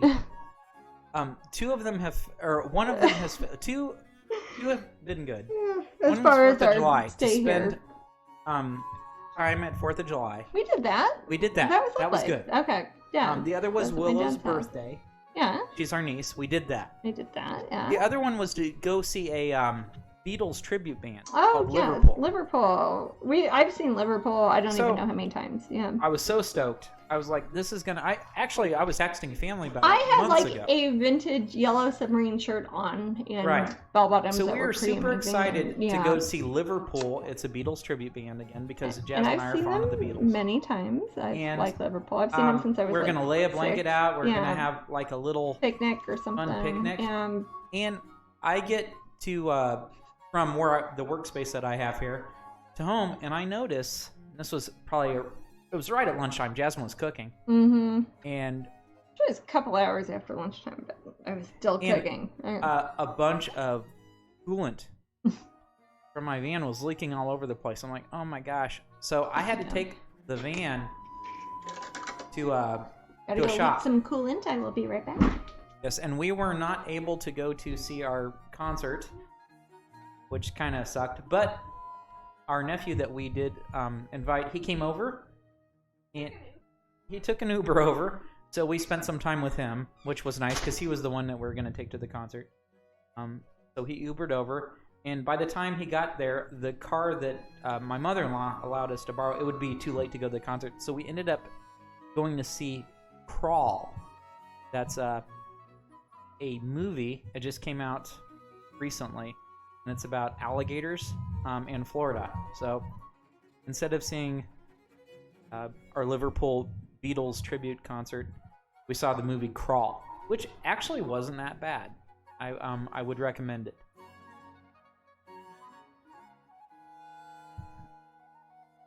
Yes, Crawl was a lot of fun to watch. Yeah, K Harmon, it wasn't bad. Art and K Harmon, you're a Floridian, right? So you went down a low winding road. Yep. Yeah, so that's been my luck lately, and that was like one of the few things where I was actually taking a break from work to do. So we did talk about Crawl, yeah.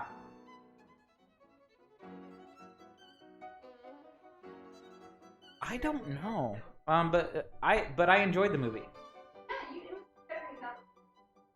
It was. At first I was wary.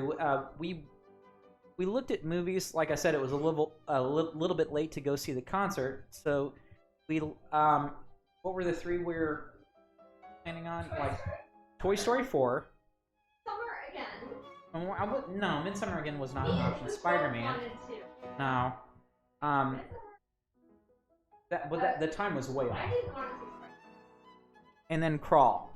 So we ended up seeing Crawl. It actually had a decent rating on Rotten Tomatoes. So 89? Yeah, I was surprised. At the time, at least.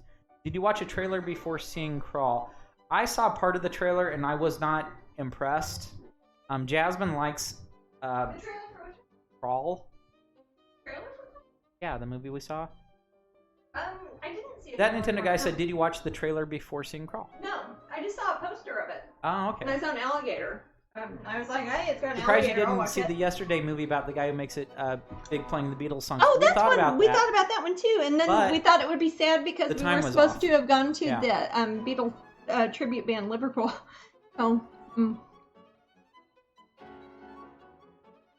I was stoked for Crawl because I thought it might be like Lake Placid or the Meg. Oh, okay. I could see that. To be honest, I think I liked it better than either Lake Placid or the Meg. So. The main actor, the father, reminded me so much of Matthew McConaughey. He did. The character reminded me a little bit of my own dad a bit. Well, think about it. Okay, I don't care how much you create a brace for your leg. Mm-hmm. The break he had in his bones, you could not walk on that. A lot of very visceral looking wounds in it, but... So, anyway, Crawl. It was not a bad movie. Yeah. No, for being like a monster movie, the most amazing thing about it, I think, which is probably very boring, is it cost $13.5 million to make, which might sound like a lot of money, but for movies, that is not a lot of money, considering how much you can make if you have a wide release movie theater. If they had like Kickstartered that could have made them a fortune. Oh, yeah, 13 million. I wonder how much it's like you could... I'll check on Box Office Mojo. I don't know. Yeah, I don't know how much it's ended up making so far, but the fact they're showing it here at a movie theater I can walk to in Kansas means that it's doing reasonably well. That movie theater, yeah.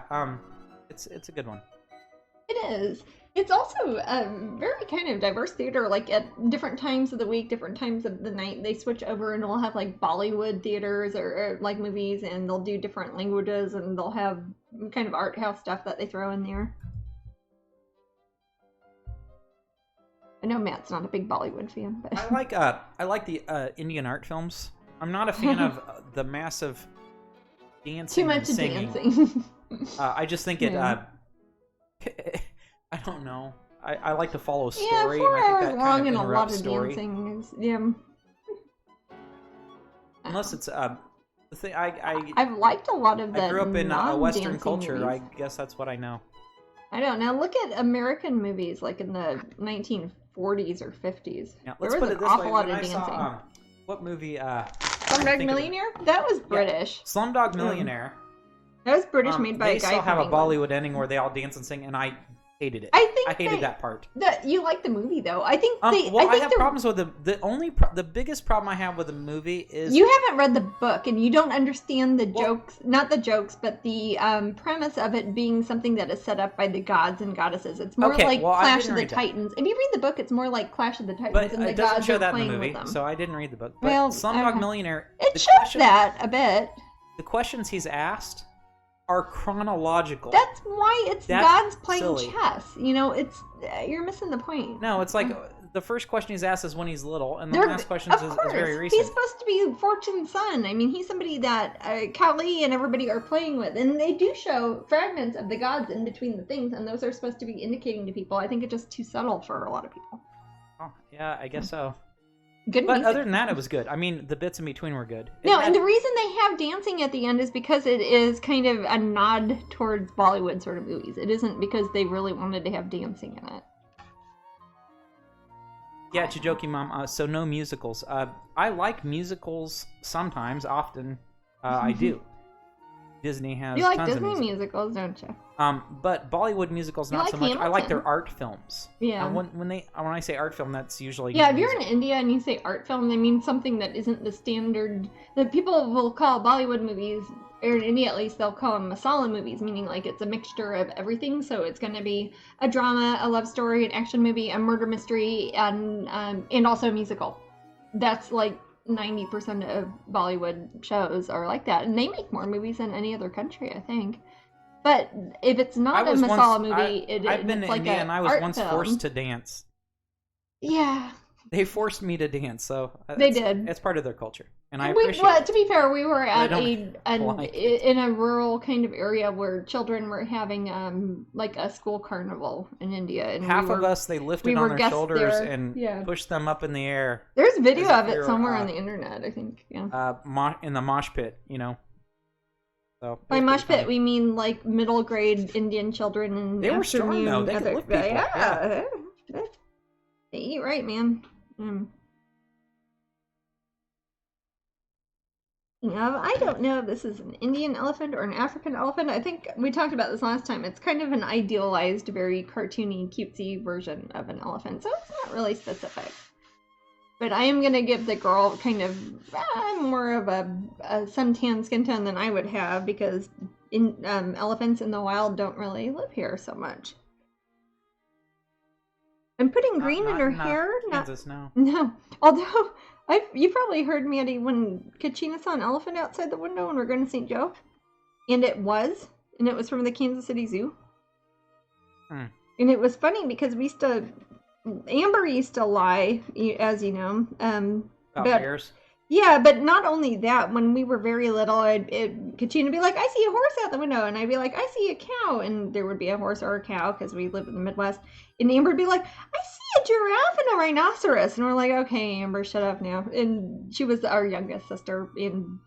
But then Kachina at one time saw an elephant, and it was an elephant. And it was one that apparently somebody had taken from the Kansas City Zoo outside Swope Park, and they were walking it around. I think it got the thing where their tummy gets twisted up like horses and large dogs get. So they had to walk it for long distances, and they were just walking the elephants around. And it was on the way up to, we're going to stop somewhere and then go to St. Joe, and yeah, it really was an elephant. And that's always Kachina's argument for seeing something that people don't expect. It's like, hey, I saw an elephant. And they're like, yeah, you did. That's true. You know, it's funny. It happened. Yeah. We were talking the other day about how commercials are before movies. And how everyone would say they were always before movies, but they don't. It really happened like 12 years ago. And the first time it happened that we saw a commercial, it was a Sprite commercial, right? Something like that. I think it was at Ward Parkway, and I saw it. I think it was like 16 years ago. And you said, and I said, they're going to start having commercials before movies, and people are everyone will remember that there was commercials before movies. And now people are like, well, there's always commercials before movies. Even there were not. Like, the only commercial it had was for previews or the concession stand. The concession stand, like inside the same venue. It wasn't like inside the same venue. Yeah. I don't have a problem with commercials before movies. I just don't like it when people say it wasn't always like that, because I called it a long time ago. So something very similar like that is assigned seating. Yeah. Now, you guys may think that when you go to a theater and you have assigned seats that it's like, oh, this is how it always was. Not so, because I think it was our third trip to Japan, and we didn't understand. We were seeing a movie, Transporter 2. The American Jerks there. 3, wasn't it? I don't know. It was I couldn't tell what was going on. I was just happy to be in Japan. So we went there, and I couldn't pronounce any of the other movies. Apparently we had to buy assigned seats. We just sat down in any old seat. Yes, and this couple walked by us once. They walked by us twice, and then they came up to us, and they were kind of looking apologetic. Yeah, like H1 and H2 or something like that. Yeah, actually it was H. Yeah, these are assigned seats, and we had never encountered that before. Mm-hmm.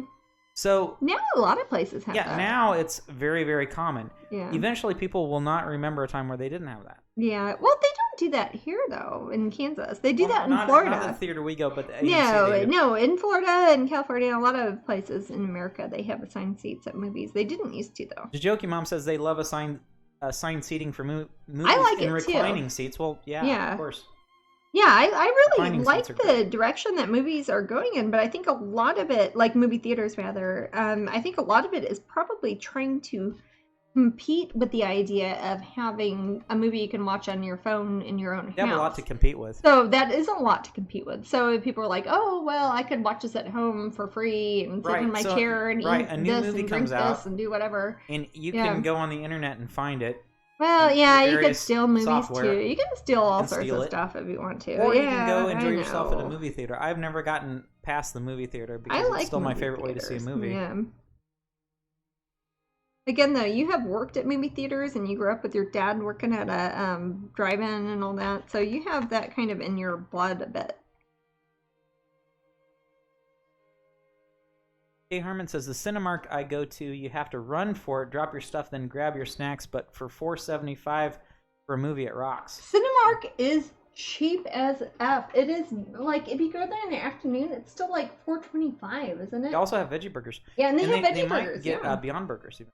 Yeah, a lot of the Cinemarks have Beyond Burgers now. And if you, the one here, if you go there in the afternoon during the slow time, it costs like $4.25. Yeah. Blob Help says, when in LA, see a movie at an ArcLight. Okay. ArcLight. Oh, well, I've heard about those. I've never been to LA. The only place close to LA I've seen it is in Anaheim when Disneyland used to have movie theater.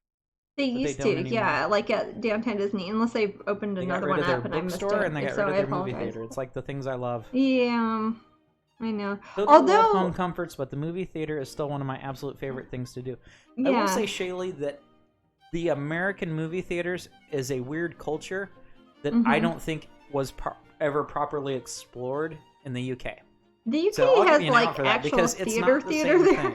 Yeah. Movies, going in the cinema is more of an American thing, I feel, than it was ever a British thing. I think part of it is because the UK has had a very long, strong tradition of having live theater for like doing plays and things. So and we have the space to build these massive, big, crazy 22, 30. If not more theaters. I am more likely to go to a movie theater if it has 2 or 4 screens than I am if it has 197 screens or whatever. Right. Vix Allen says it's so expensive here to see a movie. It's £25 before you buy a drink. Yeah. Well, Vix Allen, I mean, I'll see a movie. The last movie I saw in London was the last James Bond. It was, and that was because my cousin was staying with us when we were at our London house, and she's a big, if you're out there, hi Sally, but she's a big James Bond fan, and it was her birthday, and we were there, and I'm like, let's go see the James Bond movie. And then what did we try to do after that, Maddie? Okay, so after the James Bond movie, I mean, trivia. I'm not like a big James Bond fan. I think that's like the only thing I've seen, but I knew that James Bond liked martinis, right? The shaken, not stirred, and all that. I knew it from. So I went to it was a pub, jokes and whatever. And I've told the story on Twitch before. We went to a regular standard chain pub that was the in James London. Bond movie. So I asked for a martini, and what they wanted to give me was martini brand sweet vermouth. Which is martini and Rossi vermouth. Yeah. So they didn't know.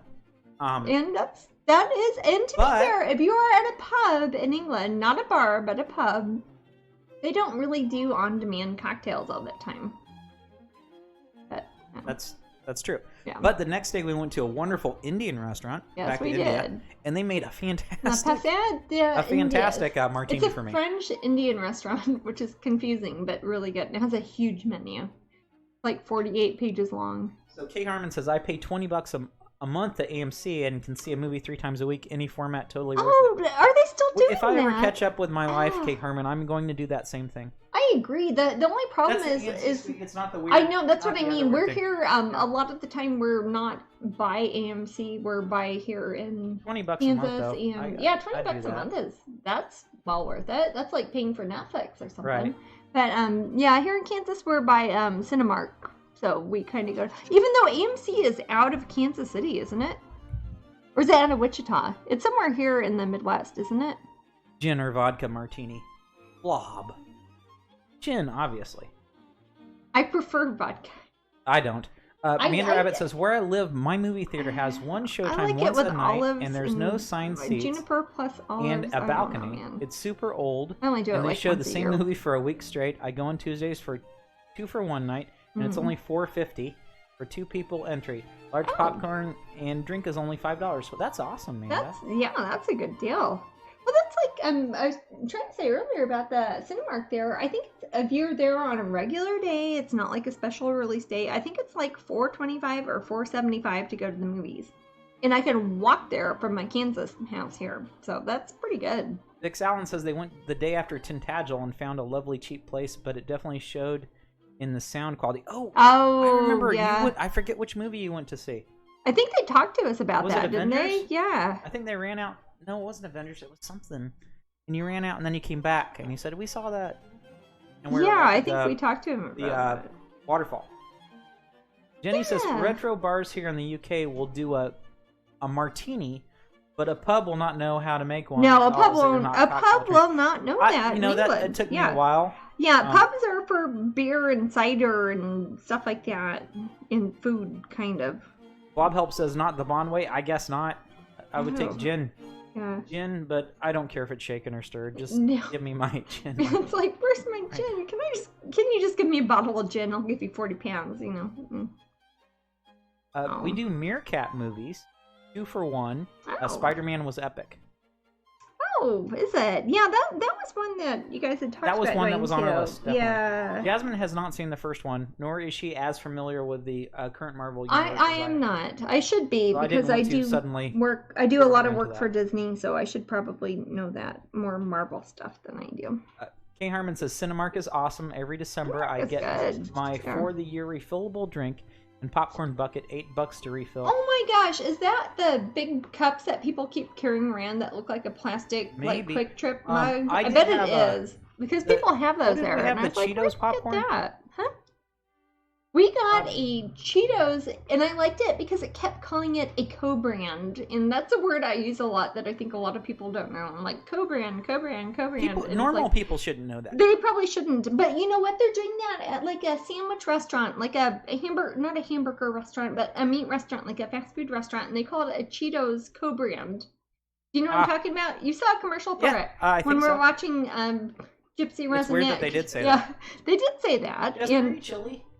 A little bit. I'm gonna turn this off for a while. Yeah, it's like 95 degrees out, and our air conditioning here is probably at 71. That's kind of cold. Down for a little bit because it's blowing on me. I was chilly. But no, we saw a commercial for it, and I don't remember. Please forgive me. Vegetarians don't know the difference sometimes between things like Hardee's or Applebee's or Burger King or McDonald's or whatever.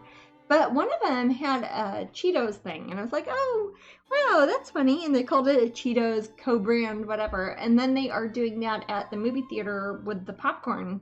And as far as I could tell, they just kind of threw a bunch of Cheetos in with the popcorn, which is probably good money and good branding at the same time. But that's the second time in the same day I saw the word co-branding used for popular, the general populace. And it was for food products, like for co-brands, so which would make sense. Jasmine. Yeah. SB Reynolds says Bombay Sapphire or Bar Hill Gin.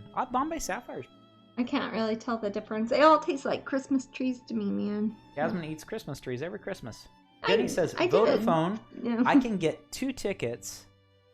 #7. Vodafone? Vodafone. Vodafone. When we're in England, UK, it's a provider. Gotcha. Or whatever that is. At the Odeon, and I'm yet to use them. We went to the Odeon. I'm mad that Odeon right across from us, like the Odeon in Mayfair closed, and then I almost said condos. Central Park, but yeah, on Hyde Park, right there at Marble Arch, there was an Odeon that was awesome, and they had the same. That's where we saw the James Bond. That is where. Wow, it was theaters, actually not but too big. It was not big, but it had the area that was like gummy things like you'd see at IKEA. Remember this, Mandy? It was like the IKEA setup for gummy things. And Sally got a whole bunch. We got a whole bag of them. Oh, I think, yeah. Yeah. IKEA? No, like the ones you Mr. see at Bulky's? IKEA now. No, like the ones you see at IKEA now. Like I'm sorry. I'm usually in line waiting. No, they were European gummies. They were very different. But no, they were. They had like Swedish fish and all that, and have weird salted licorice and things. And we got a bunch, and we kept them in our fridge for a bit, and they were. So Jasmine, when we're in LA, you need to check out ArcLight. Blob Help says ArcLight has an usher stay in the theater when the movie starts to make sure the film is up to snuff as far as picture and sound quality goes. That is so cool. I love that. Arc like ARC light? Yes. Is it LIGHT or LITE? Light as in it is light out. Like a light. Okay, gotcha. Kay Harmon says, yeah, that's what they look for. Like for Cinemark's refillable cup. My sister almost killed me the first time I gave my nephew that filled with blue icy. Oh my gosh. He's probably jumping off the walls. Yeah. We've run into that with, I don't know if they're called the same everywhere, but like slushies with our nieces and nephews. The last movie Leela saw in the cinema was Jigsaw. I didn't see that one. What's Jigsaw? That was kind of a, Isn't scary that horror from sort Saw? of. Is it an offshoot of the Saw movies? The little puppet? I don't know. I think it's that little guy that looks like Punch from Punch and Judy, kind of. Right. Is that and that was from Saw originally. I think so. I think that's why Jigsaw. I think that's why it's like a offshoot of Saw, right? I don't know. A Blob Help says Saw horror. Yeah, Saw I think Jigsaw's a little mascot. Definitely Did he have his own movie? I saw the first 2 Saws, and after that I was good. I saw the first one, and that was fine, and then I saw parts of the other ones, mostly on airplanes. It's like so funny. Go ahead. After the first Saw movie, my friend, actually, my brother-in-law Chris, the second Saw movie, and I said, "Let me guess," and I told him the whole plot without even knowing what it would be. You just guessed it because I could guess where they would be going with the next one. It was okay. Jigsaw is the guy. Billy is the puppet. Oh, okay. Gotcha. No spoilers, everybody. But I can't do horror films, but I can read horror books. I don't get it. LOL. That's fine, Mando. You don't need to watch I think those when things. I read horror books, in a way, Saw. it's Is it a scarier prequel? than the prequel to Saw. Oh. Hey, Maddie, when you read a horror book, like let's say you read The Shining instead of I already said The Shining. Oh, you can timestamp this if you want. Okay, no, I believe you. But if you read it, is it scarier or is it like when you read it, or is it scarier when you see it in the movie? Scarier when I see it in the movie. Really? Yeah, definitely. I would think things are scarier when I read it in a book. Not me. Interesting. I think maybe that's like a division line between people. It could be. Yeah. Because I get more scared when I read something that if I see something, it's like for me. The books more intrigue me. Well, as far as the if you're going to talk about The Shining specifically, I think it's a horror movie on film, and I think that's because I've dealt with film my whole life. Yeah. It scares me more. It's a bit more traumatic for me. I think with The Shining, the movie in a way Lisa says I like it's scarier more, when she reads. But when I read it myself, it's actually terrifying because I make up my own kind of what things look like or what the characters are like. Blob Help says imagination can make things scary. That's absolutely true. It probably depends on the person. Some people are probably better at interpreting things. I am not a big horror reader, even though I've read I would say a big chunky handful of Stephen King stuff. I don't. No, I read a lot horror of is not my I have read every best of horror sort of thing that has come out for the past 16 years probably, and I like reading horror a lot, but I think it's scarier when I'm listening or reading to the audiobook or whatever than I do when I see it in a film. Okay, so Nikki says the Shining book terrified me, the film not so much. What I will say, Nikki, is that the film, that's Kubrick, and he has a certain amount of magic up his sleeve. He's a conduit. Yeah, what's that? The film, The Shining, is one of my favorite movies. Yeah, but I will say that the book is more. There are things in it that they could not have, especially at that time, in a cinema that they would allow people to watch. Gosh, like that clock that he sees, or the way they talk to the little boy. It's a bit. Well, that's what I was talking about when he awful. Comes across the clock. When he's like, "Oh no!" I can't even say it on here because I'm on Twitch. But right, yeah, so there are things that books get away with that movies can't. Sometimes The Shining would not be a good example because that is one that is a very strong movie. There's a very good director, very good actors in that. In general, though, if I'm reading horror, it's more scary to read it than to see a movie. But the best Leela says the thing is, Kubrick, I'm not really a horror fan. I would not know that, Leela. You would seem like one. You seem like a horror fan, Leela. No judgment, but yeah. Jamila says I don't mind reading horror books, but I don't really like watching horror movies. That's the lady who gave us an Edgar Allan Poe book. I understand what you mean, Jamila. I gotcha. There are some visuals that you can't will unsee. bother me. Yeah. Actually, we're talking about. I think last time we were talking about Ari Aster a bit. Those were very specific scenes that they stay with you, man. They will stay. But more than that, I think that's kind of the surface level of those movies because if you look at the other visual cues that you get when you're looking at the rest of the film, like when they're in the different chambers and things, and it's got the little kind of pictograms that are on the wall and stuff. Yeah. Those are kind of very cleverly done. Like gore. Yeah. My mom is the same way. I'm not offended by gore, but it's nothing I seek out. I don't like I like gore with good reason. Of realistic gore. Perfect. I'm more fond of silly, cartoonish one. Oh. Hey, Queen Tree. How's it going? Hello. I'm taking some of the pinky orange that I'm putting on his cheeks and his ears and on her cheeks, on her elbow, etc. And I'll try to show it to the camera a bit more.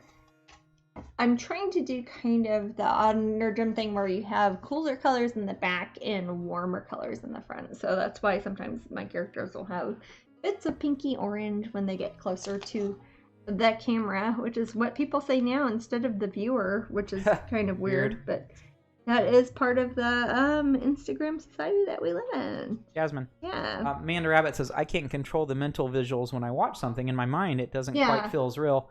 Gotcha. Where films make it feel more likely and threatening. Oh, that's a very good point, Amanda. That is a good point. That's true. It's already dealt out for you. It's probably very accurate. Maybe my brain tames everything down. That could be. Like you're sanitizing things for everybody's protection. For my own. Yeah. For your own protection. I'm going to actually kind of treat his little cheek here the same way he did with like the blush on her face there. Amanda Rabbit grew up reading Stephen King and V.C. Andrews.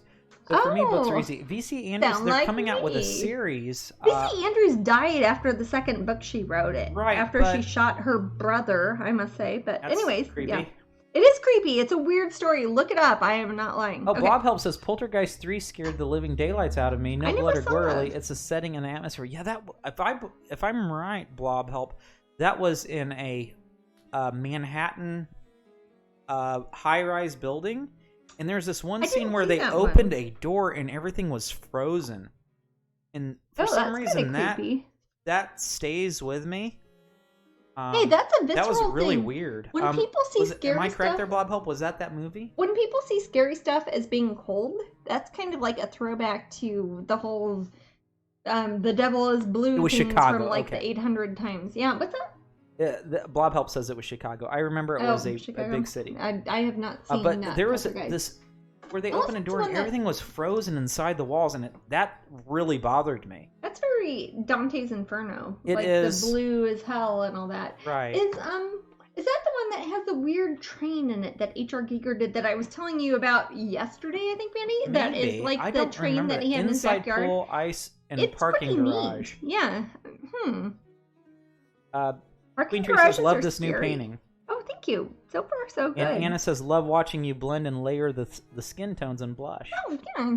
Actually, elephants. Amanda loves/hates the V.C. Andrews books. Oh, again, if you guys don't, when I was in Blob Help says species. Elementary school, was that in Species with the train? Because H.R. Giger did Nightmare Train. Yes. Okay.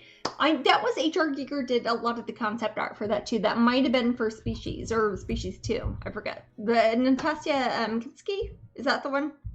Sorry. Who is Blob Help? I don't.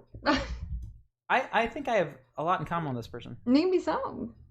But yeah, as far as talking about the painting here, as far as animals go, elephants do have things like humans do, where if they are crying, it comes out by their eyes. If they are blushing, their cheeks turn kind of pinky red. If they are upset about something, their face turns color, just like how people of all colors will do. So they're kind of a neat one to show of somebody who's a small kind of childlike character with a baby elephant. They're going to have a lot of things in common just because mammals. Eyelashes. Elephants have amazing eyelashes. If you haven't seen a baby elephant up close, Google them. You'll see really they have. Cute. They look like they go to. Because often they're in the desert and they need to protect their eyes like camels do. Yeah. They're in very dusty or deserty or kind of foggy places that they probably want to get that. Yeah, I think they might be right. I think that might have been Species. I don't think I ever saw it, but I remember seeing. I had the Fangoria magazine. You know that one, yeah? Fangoria, I used to... subscribe to it? Yeah. What? Well, no, I used to buy it. Okay. I used to buy it at subscription I've ever had to a... I had Heavy Metal. New Yorker and Heavy Metal, and that's it. I had Heavy Metal, I had New Yorker, I had Time Magazine and National Geographic. As a family, we had TV Guide.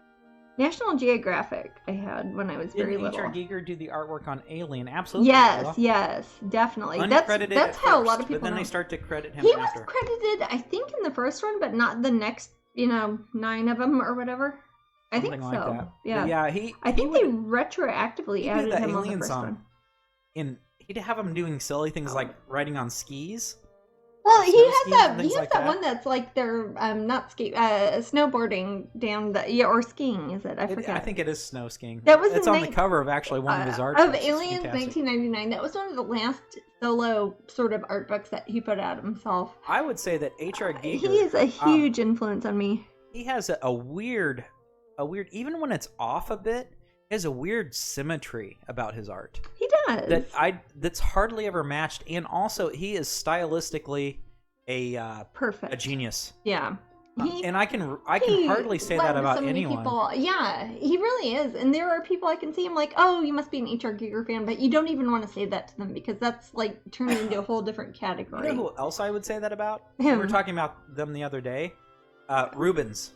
Oh, okay. Yeah, I can see that. Yeah. And a lot of you know Rubens.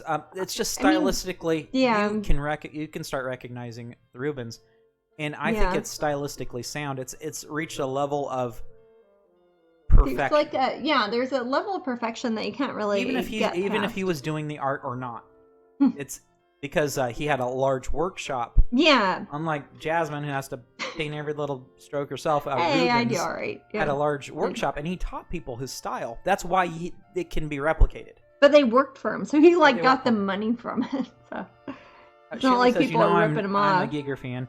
I'm pretty sure I showed you my leg tattoo. Oh, yes. Shayla, you shouldn't show off your leg. Hey, her legs are wonderful. Everybody should see like Shayla's legs. That's I take it back. Shayla, just go by the seashore run down the street showing off your leg. No. With the Iago on your shoulder. Yes. You will get attention. Bob Help says Giger also designed the Sill creature for Species. Okay, so I know he did stuff with Species, and that was part of one of the other books I have of his that was from probably the early 90s, I think. It might even be here, I forget. Is it the AHR plus one? It looks like it spells art, but it's not quite. No. I forgot. That was one of his art books that I really liked. And then he had Species, that was Stamos' old wife, right? Stamos' ex-wife, right? Well, thank you, Pam. Thank you for the bits. Thank you very much. Was that the other Natasha? Is that... I don't want to sound like I don't know my Natasha. Kinski? Or, Rebecca Romaine Stamos? No, that was Natasha Kinski, I think. The Species? I'm probably confusing... Maybe not. They have the very classical beauty with high cheekbones and very beautiful eyes and great hair and everything. Maybe just show you guys, since it's my entire thigh and back of knee. Yeah. It's got the Space Jockey, Queen Alien, Engineer Ship Alien. Oh, wow. So you are an H.R. Giger fan. I like the ship. It's funny. I like the crash ship. If you go to Google, I'm not saying you should do this, and you search my name, Jasmine. Actually, if you look up Jasmine Griffith, because I wasn't even married then, and you find out the first thing based on what year it was, the first thing that I am on the internet is me posting on H.R. Giger's website. Remember this, Mandy? Yes. Yeah, so you can find that. If you find it, you'll see a funny message. Yeah. It's still up there. Good point. It's still up there. It was up there about 1.5 years ago. I haven't looked at it since then. Natasha Henstridge. Henstridge. Oh, that's different Natasha. That is not Natasha then. Okay. Anyways, I put some of that same sort of peachy orange on his cheeks and also on his feet. Because if you, if you just look at people, the surfaces of their hands and their feet and their cheeks tend to be around the same color, but not always. But that's where blood vessels kind of congregate. What's up, babe? 1 minute to raffle. Oh, is it the second one or the third? Second. Mm-hmm. If it was a third, it's the I don't know what's done. Let's see, and that's Cinderella, right? Yep. And this is from Disney World. You can get them at Disneyland still, I think. They came out during the Epcot International Festival of the Arts. They are framed. They are little canvases. I will sign this one for you. So little purple fairy. Be signed. And she'll hang on a ribbon Or we can put a hanger on the back, and these are official Disney merchandise. Disney makes these. I buy them from them at Disneyland or Disney World, then I sign them and I give them away to you. That little purple fairy, I'm sending you a message. Is that the winner then? Yep. Yay! Oh, I wasn't just saying little purple fairy. Well, if you think about Cinderella, there are some little purple fairies, kind of. No, not really, but she's kind of blue and pink. Not Sleeping Beauty. She's got fairies. Okay, Siren, be careful. Gotta travel home, so catch you guys soon. Okay, bye-bye. Try to draw his toes a bit. I drawn some little toes on him, but then I kind of moved one of his feet, so I want to make sure that his toenails are going in the right direction. Otherwise, we should go on when we have the opportunity sometime this fall. Yeah, we should go to Animal Kingdom at the safari and check on those elephants that were babies. They're probably a lot bigger now. That's one really good thing about the Animal Kingdom at Disney. They have had very successful breeding programs there. They've had animals that have not been bred in captivity ever anywhere in the world, and they have done it there at Disney. And that helps. They often return them after they've had a few more babies and put them out in the wild so they can make the gene pool better for different types of animals. And they've had very good luck with their elephants there. They're doing African painted dogs now. Oh, I love those guys. Which are lovely, but very fierce. When I was staying at, it was kind of like a... They're top. They are top. I mean, that was like... When I was in Africa and we were staying at different places, there was a small privately held nature reserve. Like, you'd have like, hey, I spent this money on buying this land. This is a private reserve. People can't poach on this. This is my land, etc. And they had, and I was like, do you have African painted dogs? They're like, no. If we had African painted dogs, we wouldn't have any other animals because they would have gotten all of them because they are that tough. They are tough little guys. They're like hyenas, except they eat things that are still alive instead of scavenging. But they're adorable. They look like a puppy you want to put in your yard, and they would probably be fine. But right in your yard. No, yeah, don't quote me on that. There is a cardinal sitting on a branch right now. Do you want to see him? Oh, I would kind of like to. Okay. Right out by me. Okay, sorry. I think it's a cardinal. What else would it be? I don't know. I'm having problems seeing colors right now. Look at them there. Oh, I didn't know this window was even. Yeah. Okay. Go check him out. See, look straight. Oh, I see him. Is that a cardinal? Yeah, cardinal. I don't know. It's funny that we were talking about animals and suddenly there was a bird outside the window. Here we're up higher, so we're at like tree level and we can see the birds actually hanging out in these really large Midwestern trees. I got my girlfriend a plushy face hugger and she sleeps with it. Aw, that's sweet. Worst purchase ever. I wake up to that creepy thing and a bit of my soul escapes every morning. A face hugger. Alien. From Alien. Yeah. Yes. Ew. Oh, that's great. Have one of those. No, Alien is one of the best horror movies. Yep. As a baby. Yeah. I don't know what the first movie I ever saw was. Who knows? Probably something awful like Love Story. Ew. Well, that's alright. I'm older than you. I was born in 73. Love Story, I think, came out in 69.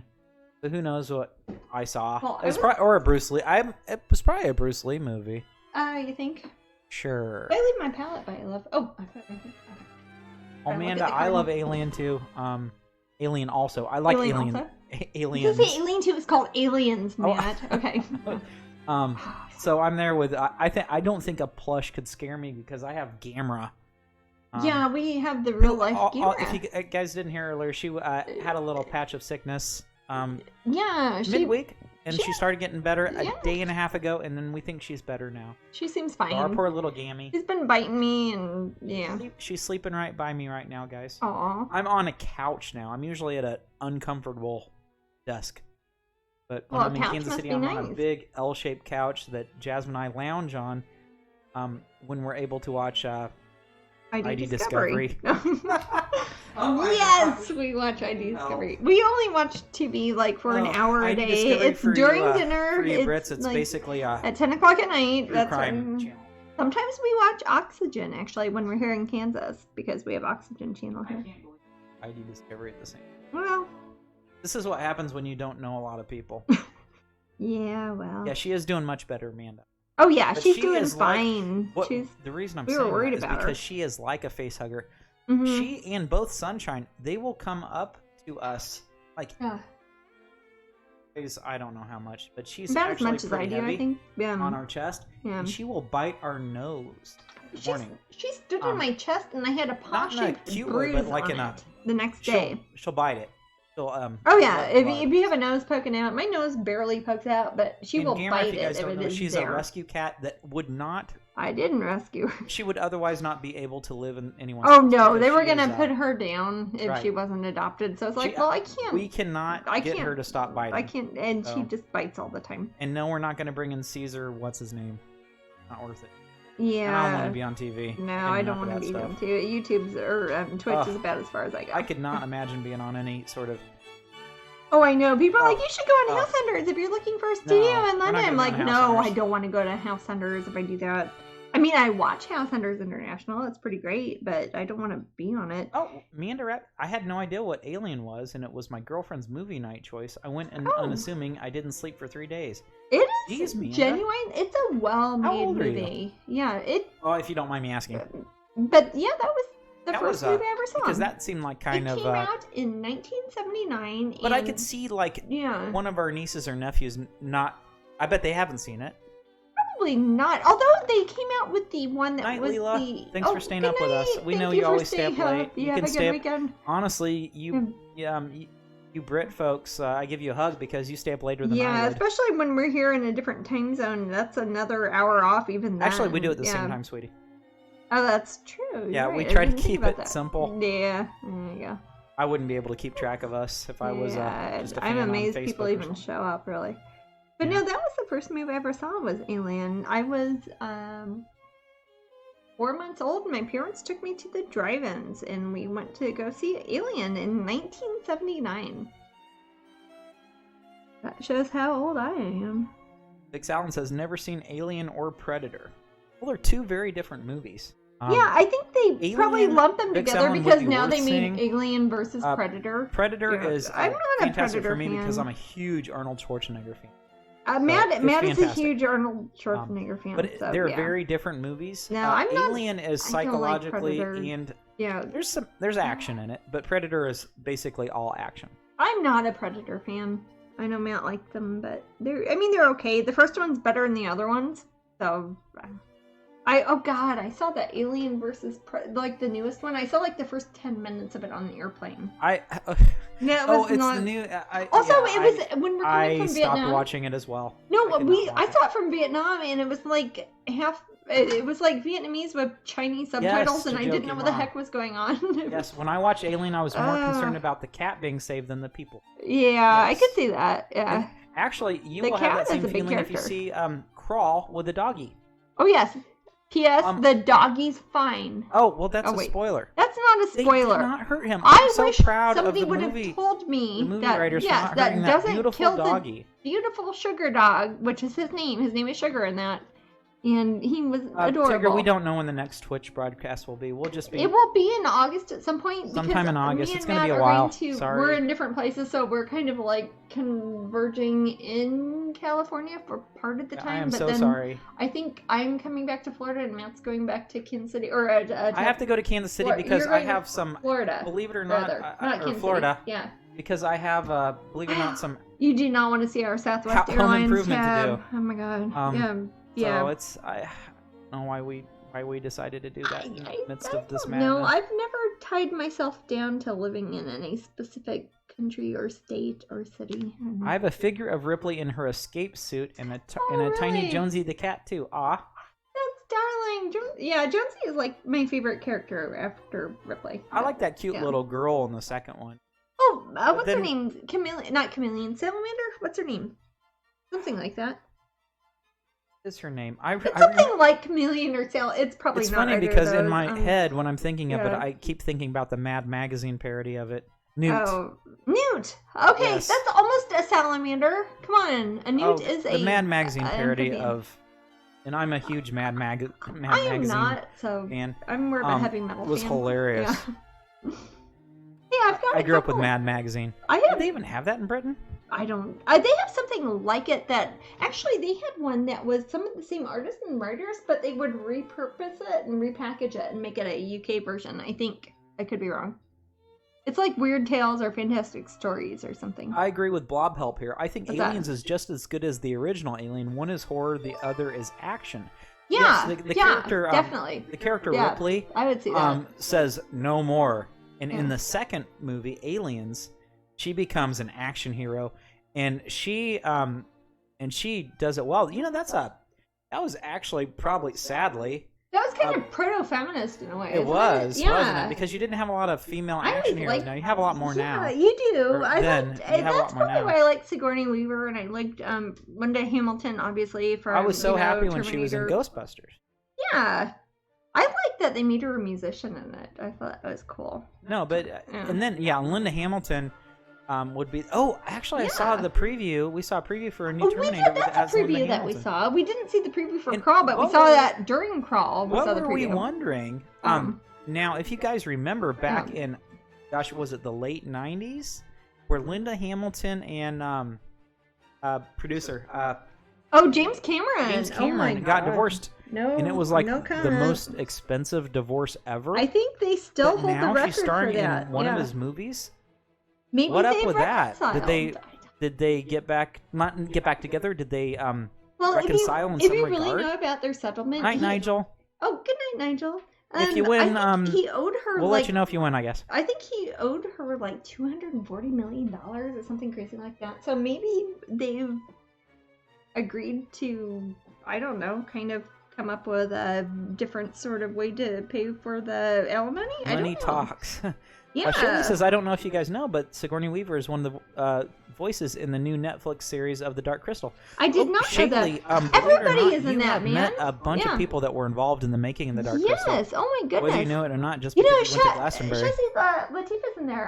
Clem Fandango is in every episode. Clem Fandango. Yeah.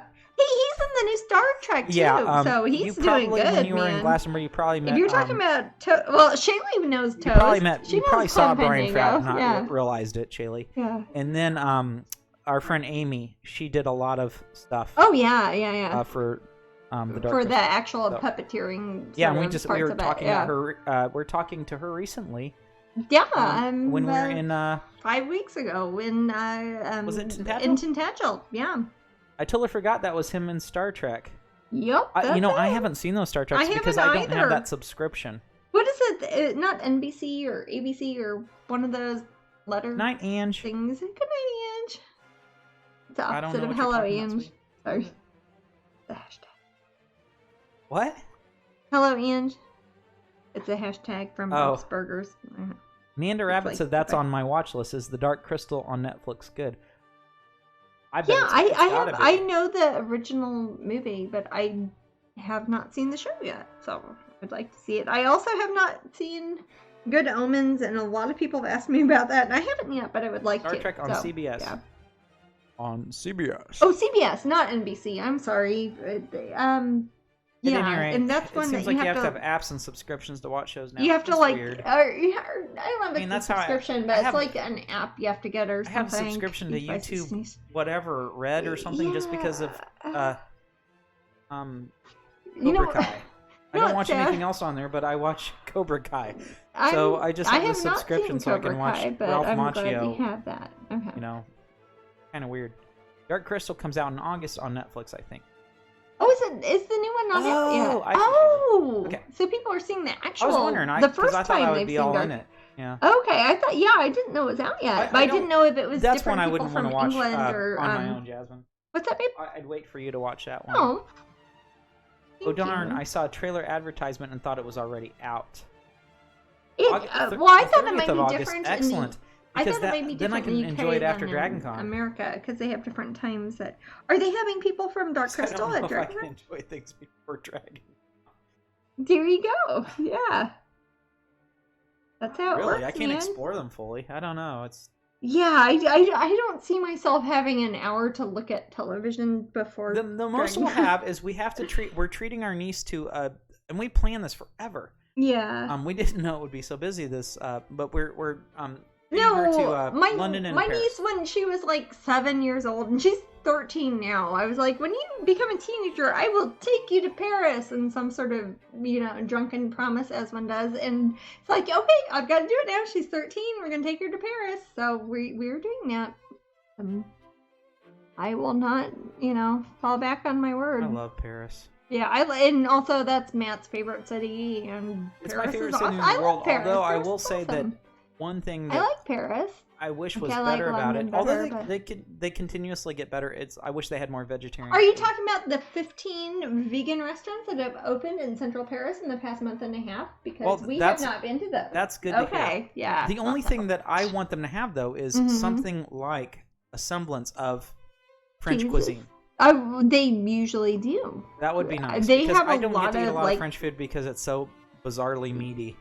It is very meaty. And what I have had that has been vegetarian has been amazing. Excellent, yeah. Oh, the Le Grenier de Notre Dame, that is right there. That is, I know they refer to it as French peasant food, but I will eat peasant food. I'm basically a peasant. I will eat peasant that. Food and tends it is, to be it's usually more, very hearty. Healthy. Yeah, it's usually very hearty. It's like meaty stuff, but it's, fake meaty stuff. Amanda Rabbit says, I bounce between Michigan and Ireland. Lucky you. Oh, that's so nice. It's hard to keep track of everything coming out in various countries. Oh, I bet. I'm in the same boat. Yeah. I don't know where I am, Amanda. I'm everywhere and nowhere at the same time. People will ask us about Netflix, and if we're in the wrong time zone for Netflix, like if we're in England or something, and some of the things are not even the same shows that you look at on there. Netflix is very, I don't know. Nikki says she wants a drunken promise like that. Okay. Oh, Nikki, we will not get drunk around you because we will promise you Paris and the world. I will promise you Paris and more. No. So Shaylee says, to be honest, Jasmine, I'm surprised you weren't asked to be a part of the new Dark Crystal series.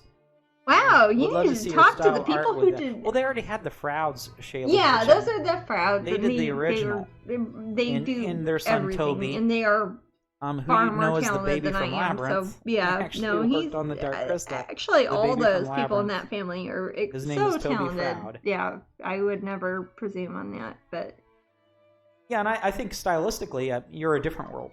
Yeah, I think I don't think that would be a combination of the two. Although I could see them coexisting in the same world, but not the Dark Crystal world, really. I wouldn't presume on that. They've created their wonderful kind of biome, and that is definitely you don't need a thing. Oh, Shayla says, I know, but still adding some fresh American influence. Well, it might not be 100% fresh, but Wendy Froud is American. Hey! Yeah, Wendy Froud is American. People forget that. People are like, oh, I don't. Well, I have seen so many crappy memes, like, I'm sorry, I didn't mean to cuss, but about things like, do you know who made Yoda? It was British artist Wendy Froud. I'm like, okay, first of all, she's from Michigan. That is not British, but that, Oh, yeah, people don't understand Blob that. Help says, Mirror Mask, anyone a fan? Of course, yes, Blob Help. Oh, Mirror Mask was wonderful. I don't know why people don't dig on Mirror Mask more than they do, because that was really well done. I enjoyed it. I feel like watching it again, actually. If that had come out in a time that they had things like Netflix and Hulu, and they had made it like, oh, this is an Amazon original or whatever, I think it could have been way more popular. Don't you think? Probably. Yeah. That was very well done. Neil Gaiman's more popular in the States was now in it. than he was back then. What's that, babe? Neil Gaiman's more popular in the States than he was. Yeah, he's definitely more popular. He's more popular in a lot of places right now. Going on TV right now. I mean, pretty amazing. They're doing Sandman. Did I tell you that, Manny? No. They're, I think BBC or I forget if it's BBC or Netflix is doing Sandman. Actually, if BBC does it, then Netflix will stamp their Netflix original on it, even though BBC made it. Yeah. That's one of the only graphic novels. I wasn't that big of a fan of it. I liked Sandman a lot. That was one of the only graphic novels I actually read when I was a teenager. I know it was a popular time for graphic novels, but I liked that. I liked that one a lot. Culture. With the rest of probably why I the Marvel liked DC. It, but, it seemed a bit more. I think was it Dark Horse? No, it wasn't Dark Horse. It was the first one. It came out with an Image. Wasn't it? It wasn't Image. It wasn't Image? Okay, No, maybe it was Dark Image. Horse. Actually, I think it was different when it was in Europe than it was in America, so I don't really know. But I liked that one. I liked all the Alan Moore ones. Those were great. I know the last one with his wife was kind of weird, but they worked for 13 years on that, and good for them. But I would like to see Sandman as a series. I think in some ways that would give it more justice than the graphic novel did. Not that I'm benigning the sort of graphic novel thing. I just think if you're going to catch people's eye with it and brand Amanda it says and all she thinks it's Netflix. Huh? Amanda says she thinks it's Netflix. Yeah, it would be in America, yeah. But a lot of times when Netflix says it's a Netflix original, it's like you're like, oh, it's whatever Hat Trick, and then it's BBC4, and then it's this, and then it's that, and then it's Netflix. So they can take credit where they will. I'm just happy we can watch things like... We can see all of them, yeah. Well, That's I'm a good happy time to be alive for stuff like that. That is awesome. Oh, he's kind of smiling. Right. Look right, at his smile. It was Vertigo. He's so cute. I remember that now. What's that? Vertigo. Vertigo! Yes, that was the comics that it was. Very third. It wasn't even third party. It was kind of it wasn't. It might have been grassrootsy. I don't know. Well, it was wee, but it was so I still knew about it. It was popular. You were older than me at that time, but I mean they had them. I used to go to oh, what the hell's the name of that record store? Rebound? Not Boomerang. That was the clothing store. It was a place that was down in the kind of outside Westport area. I never went there, unfortunately. Okay. It's a cool store. But they had those there, and Sonia would buy them, and then I would read them after she bought them. It's my stepsister, so it was in the same household. I wasn't like stealing them, but that's where I read all the Sandmans, and I liked them. I liked how delirious. Well, it was sad actually. Last year, what's her name? The character who inspired Death of the Endless, she passed away from something awful, like liver cancer. I forget. Livers. Yeah, you know, maybe it was kidney cancer. I don't remember, but one of those inside bits. And then people said that Delirium, including Neil Gaiman, was based off of Tori Amos, yeah? I have heard that. I'm not sure. I don't know. She looks like her. No idea. Mm-hmm. I remember when we were passing Albert Hall. Oh no, I know what you're going to say. Oh, this is sad. And we're like, oh, you know, I wonder what's playing. In London. It's like, Tori Amos. Oh wait, we happen to be in London, and who is this? Tori Amos is here, like next door to our apartment. Right. So yeah, we Jasmine treated us to a nice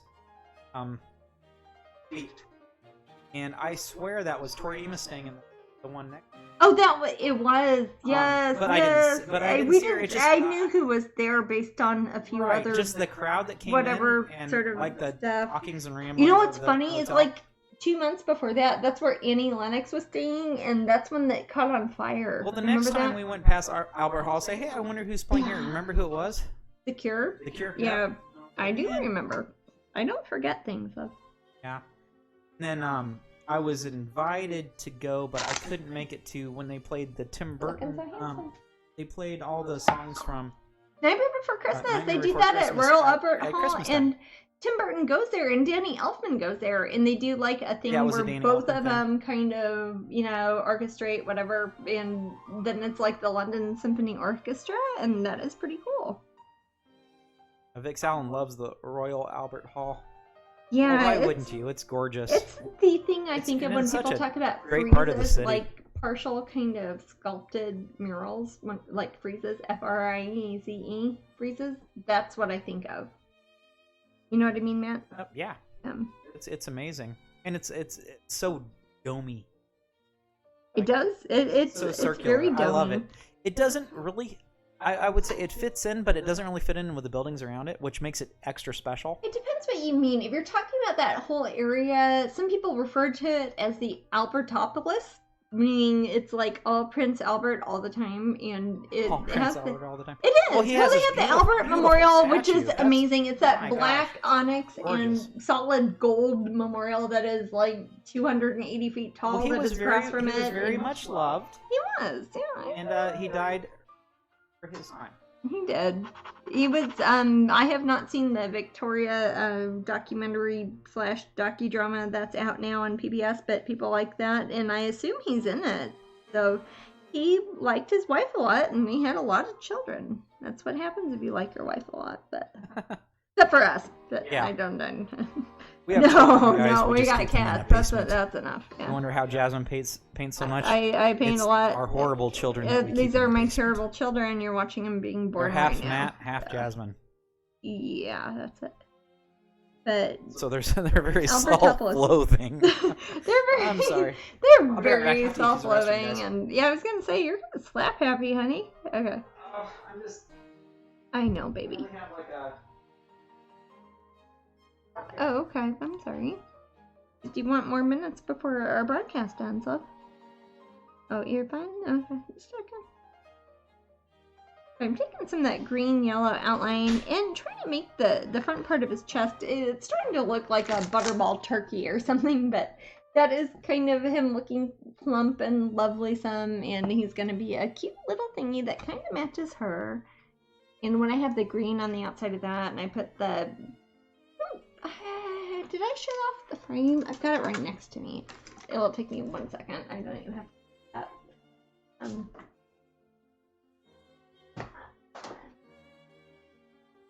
Here we go.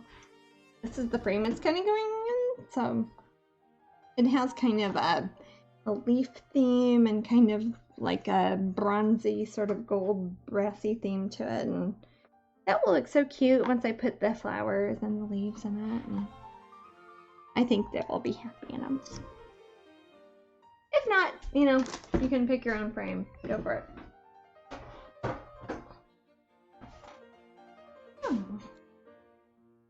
I think he's looking more happy and less grumpy than he was last time. So that's good. Yeah, I remember did that I think 2 Twitches ago.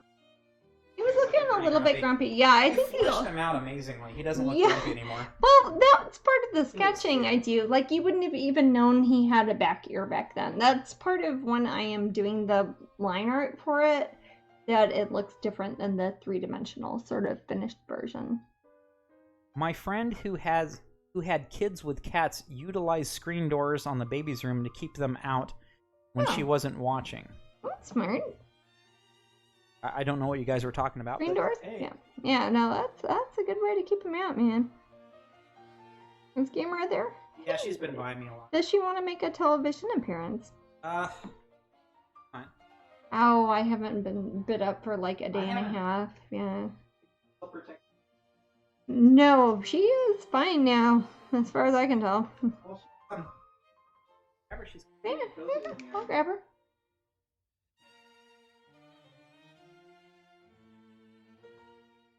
I'll have to sell a kidney to get an original painting someday. It's on my to-do list. Oh, well, you only need one. Like maybe not. How does not one a go whole about kidney, but maybe like the chance to get a kidney. Maybe if you're gonna do a roulette sort of thing. She's feeling so much better. She is feeling so much better. I'm so glad. She's our youngest cat, believe it or not, even though she is our largest cat. She is a large baby. She is twice the size she was even as an adult cat when we got her. Oh, you're kind of being too sweet. Are you feeling okay, honey? Yeah. Yeah. Oh, wait, yeah, I know. She wants to bite me a little. Okay. She wants to bite you, doesn't she? Yeah, you're being okay, honey. Yeah. Like, this is, Gamer is like, this is gonna be on Forensic Files someday. Yes. No.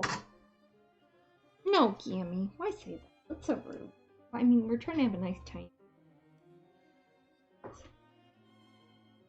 Oh, I'll show you what I've been working on as far as the little feet here. I've kind of drawn some little toes on them. Elephants kind of have weird, kind of semi-moon sort sort of toenails on their feet, their front feet and their back feet. So they're kind of pinky, like little feet. Yeah, they're big, fat columns of leg They and feet, are. aren't they? It's 4 columns and a snake and what is it? Oak tree or...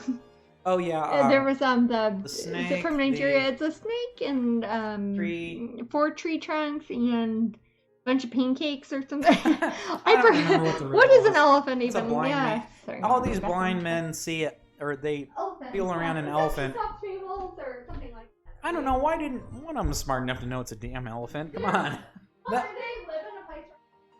It's huge. I felt 4 oak trees. I felt a snake. I felt a large deer. I always think I have a jerk cat till I hear about all of yours, and now I'm thankful for mine. Well, we're thankful for our kitties too. They're not jerks. They're just a bit wild. Better us having them than you, right? Thank you so much, sister. We're glad she's better too. And she is a cute kitty. Got these adorable crossed eyes, and a big fat cozy kitty. We do our best. I give them good homes. It was sorry, these spicy chips. It was so crazy. I'm trying to find sunshine on our trip or up here from Florida, because I put her in this little cat cage and I kind of bungee her in the van, and she hid for 20 minutes, and I was so terrified that she ran away, because like 3 days before that, she got outside and she ran to the grass immediately and started chewing it. And we caught her, but it's terrified me because I'm so worried that she's going to get ran over by a car or something. So we're very protective of them. So, I know she used to live outside, but I'm still scared.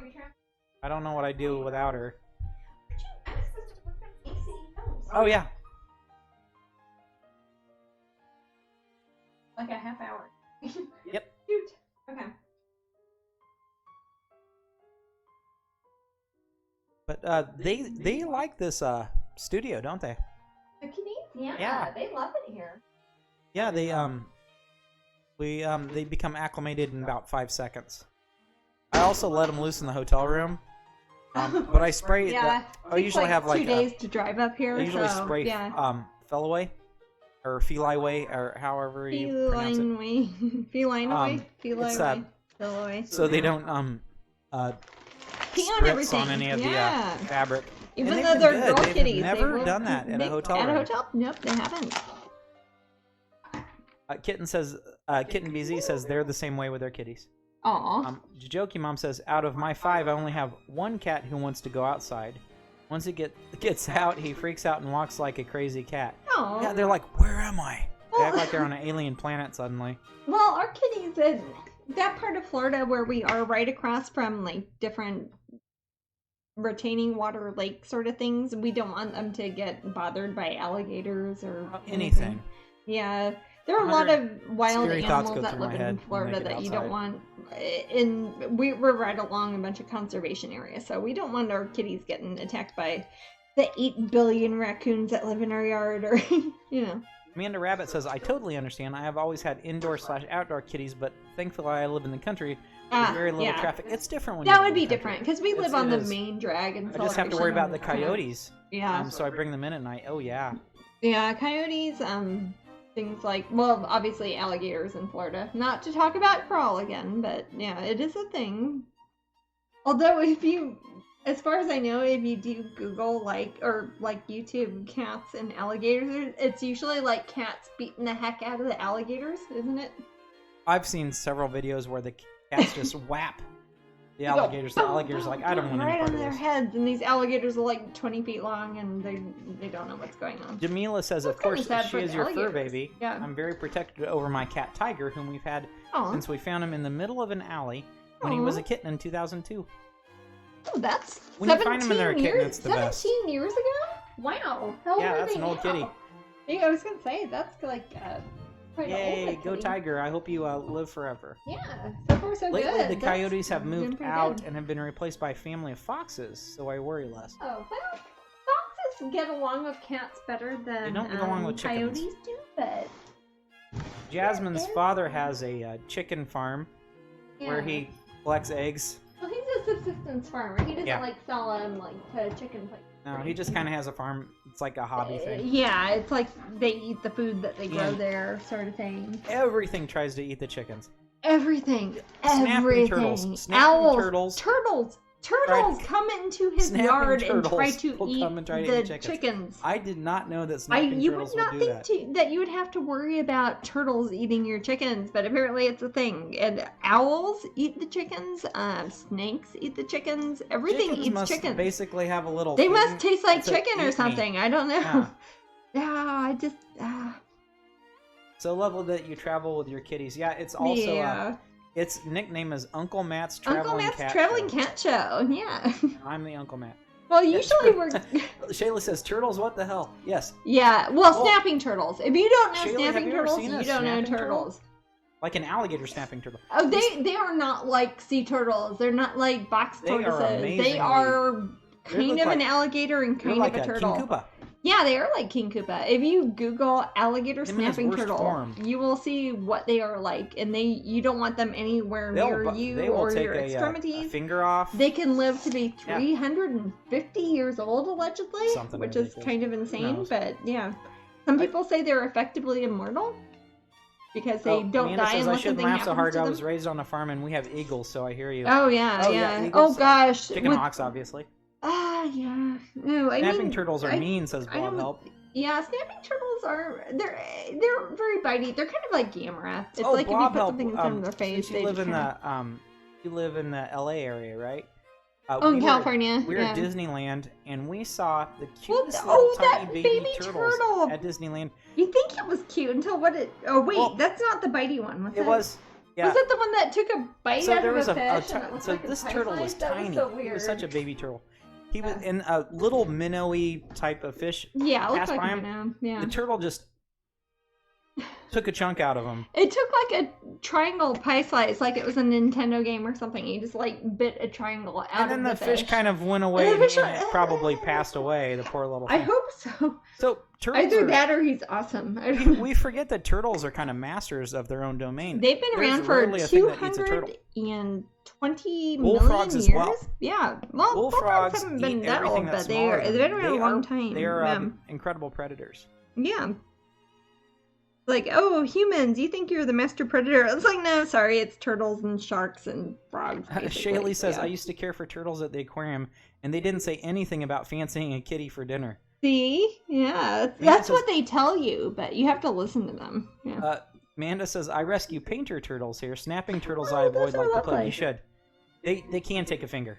Yeah. Oh, yeah. They'll bite off a toe. I knew somebody who had 3 toes because a snapping turtle bit off 2 of their toes. Wow. So that does happen. It's a real thing. No, in Florida, I love the soft shell ones. They're so sweet. Oh, the mama ones are adorable. The mama ones are like 8 times as big as the regular ones. They're huge. They're darling. I mean, it's not just me. Other people are saving them too. Oh yeah, I've been stopped on like Celebration Avenue in Florida many times when people are just taking turtles and walking across the street. Shaylee says, honestly, turtle eye opener right here. These are kind of like little tiny monster dragons. Yeah, these are basically dinosaurs that haven't been extinct yet. Oh, roosters are horribly mean to each other. Well, yeah, in Missouri they make laws about it. Yeah. Well, yeah, roosters will obviously fight each other because people like in some parts of the world, in parts of Missouri, will bet money like making them fight each other, which is not nice. Horrible. You shouldn't do that. No, don't take advantage of their. Well, even our studio here, there are we hear roosters every morning, don't we, Maddie? They're about a block right across from here. The street. There is right across from there's a person that has chickens. We don't know if it's allowed in the city. Oh, I don't care if it's allowed. They're fine. They treat their chickens nice there. So, yeah. You know what? Pheasants are aplenty in the UK. Do you remember when we were going from Darlington to Whitby and how many I counted? 1 million. It wasn't 1 million. It was like 240, but it was a lot. The fact that you kept counting them after like 20. After you fell asleep after 8 seconds. Yeah, that's true. Why would you keep counting them? What else am I going to do? I don't know. Okay. Anyway, tons of pheasants there. Yeah. Probably. Well, they like live by where the train goes, and then they fly away really quickly. Shaylee said, "Yeah, sadly, my family used to hunt pheasants back when it was a thing." Well, I don't think it hurt the population. If there's a lot of pheasants, that probably makes sense. Sometimes, well, here's an example. Yeah, and we're vegetarian, so we don't do that. But in Missouri, I'm not a hunter at all. But in the Midwest, no, I don't even eat eggs. Some forms of hunting, for example, deer hunting, because there's just too many deer. There aren't enough wolves, for example. Yeah, we don't have enough alpha predators here that they get hit on the road all the time, or they die from starvation. Which I don't know. There's anything sadder than seeing a mama deer with 2 babies that is dying from starvation. It's like, wow. It would probably be better if your grandpa deer was just, run over or shot or something. That sounds mean, but it's better than seeing babies that are starving and like hanging out in your backyard or something. So I understand why the conservation the thing people is, do the deer get so overcrowded that they do come up to where humans live, and they shouldn't. And I mean, we had them in our town in Celebration. We have a special, it's an area for animals to specifically that is live. A conservation area, yeah. But here, it's a conservation area. But here, it's like the suburbs, and you'll see a deer in somebody's yard. It'll be like in a middle school or somebody's yard or the backyard or that's sad. I love deer. They're one of my favorite animals. So. They're very dear to me. They're very dear to me. Amanda says, we went swimming at Dumont Lake here in Michigan. Oh. And my sister's ex-boyfriend had a nipple piercing and a turtle bit it off while he was swimming. My mother laughed so hard. Oh my gosh. That's like your sister, Maddie, with her mole on her back, right? No, that was my mom. Oh, your mom. Oh, I'm sorry. A fish bit one of my mom's moles off. And it was bleeding. Totally did. Yeah. It was a raised mole on her back, and it bit it, and it was just a bunch of blood that went down her back. I feel her pain. Yeah. Yeah, I've had things happen to my moles, and I don't think any animal attacks that I've had outside the home. Not much, but bees. I had a dog bite me. I had a deer bite me in the butt once. I was gonna say, I have a photograph of you at Nara Temple in Japan. Shaylee has a question about your desk. This desk which is so not clean good. compared to your usual, and haha. Yeah, I don't know if you can remember, but I think it is the same desk as mine. I think it is. I think that might be. Actually, I think it is because I think Shaylee posted a picture of her desk when it was new, and mine is all grubby now and covered with paint. And I think I kind of recognized it because she has that kind of Moroccan pumpkin orange, burnt orange background for her walls. And we have like the same one here, sort of. And I think it's the same desk and the same almost walls. So Amanda Rabbit said a deer, that bit my hiney. Yeah, it was Nara. Why these deers would do that? The deers are coddled. They're magic deers. They're considered they're the holy. Nara, Nara temple in Japan. They have deers there that until 1948, if you hurt one of the deer, you would get the death penalty. That was the last time somebody got executed, was 1948, 1949 in Japan for bothering the deer. And now the deer live up in the mountains, and they come down to the same park. It's Nara Deer Park, N-A-R-A, Nara Deer Park. And they go there, and they most of the old folks in the town will sell you cookies that are made for things that deers like. I know it's buckwheat or soba or whatever, and you give them little cookies, and the deers love it.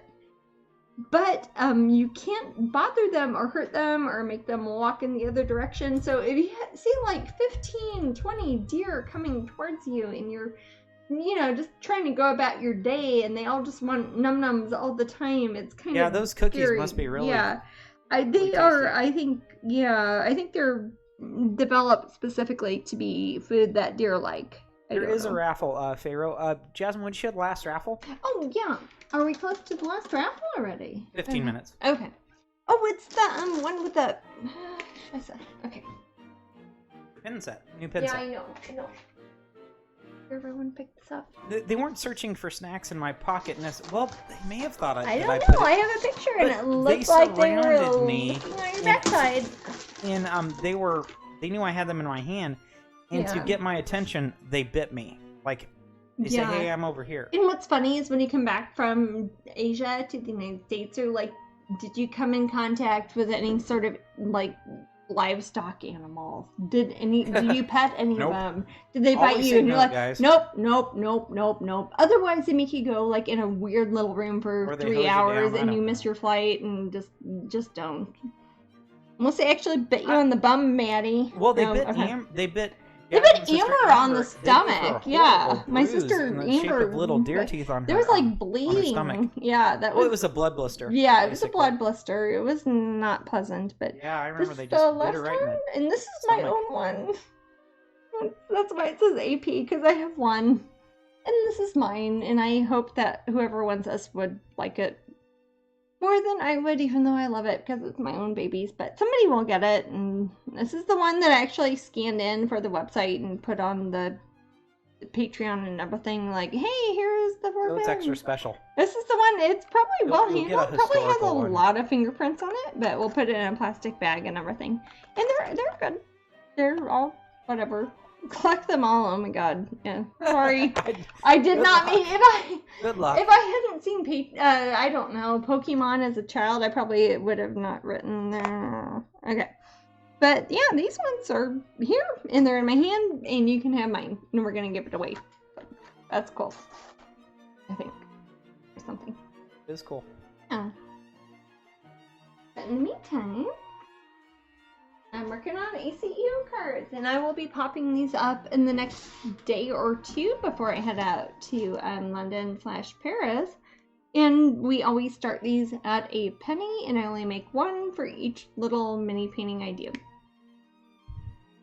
And they are not always of mini paintings. I do them for every painting I do, even like big paintings, like actually like the elephant one. But any of them, if I do a little one, that is the one time you can use a print. So.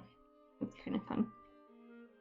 Yeah, not with mini paintings, but with the tiny treasures, like the square ones. Those are ones that we're going to do for the little square pins. Some of them, sort of. But these ones, I don't know. Probably not. Oh, Jajoki Mom said, I was able to get the mini original of the Rainbow Dragon. I love it so much. Yay. Oh, really? Oh my gosh. Those are hard to get. I popped the mini originals up on... Yeah, my website, and I don't even know how people know how they're up there. And then, it's cool that people find them, but I don't know how people find them. I don't know if people are just like sharing it on Facebook or something, or I don't know. Put some little bit lighter lines on the purple, since one has purple and that has purple. And we do our best. We really, really do our best to try to take care of everyone. It's difficult, though. Tis, yeah. There's a lot of y'all. There's so many of you and so little of us. Yeah, there's like 2 of us. Well, especially when you're here in Kansas, it's like there's literally 2 of us. So if you buy something, I've got to go paint it, and Matt's got to go put it in a package and drive to the post office. Even though our car is broke down, and don't feel bad for us though. We're doing okay. I know. Or if you do feel bad, give us more money at Patreon. Yeah! No, post a Patreon link. No, we don't need money. Who needs money? More kind of green up here. She's kind of got like a hula skirt on. It's very kind of tiki, Polynesian, Vanuatu sort of themed. I like her a lot too. Sometimes when I do very small paintings like these, like the mini paintings or the tiny treasures, I want to do bigger paintings of them. Like, you probably keep seeing me looking at something. It's like a printout of the mini, this is bigger than the mini painting was, of the girl with the little baby elephant. And that's part of the reason why I've been working on this one, because everybody liked that one. And it's like, okay, I can't really do prints of something that's 2 inches high. It would look terrible if I made it like 16 inches high. It's like taking a bad photo and enlarging it like 1,000,000 times. That would not look good. So I'd like to paint a real version of it, which is why I'm doing this one.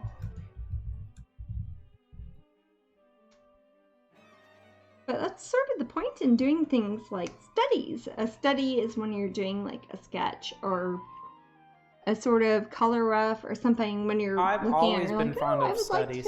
I am too. Yeah, when I collect a lot of artwork, and when I collect artwork, I like to see a lot of sketches and studies because they are kind of in a way what the actual artwork is going to look like eventually. Yep. Or as they say in French, très true. I don't know if they say that, babe.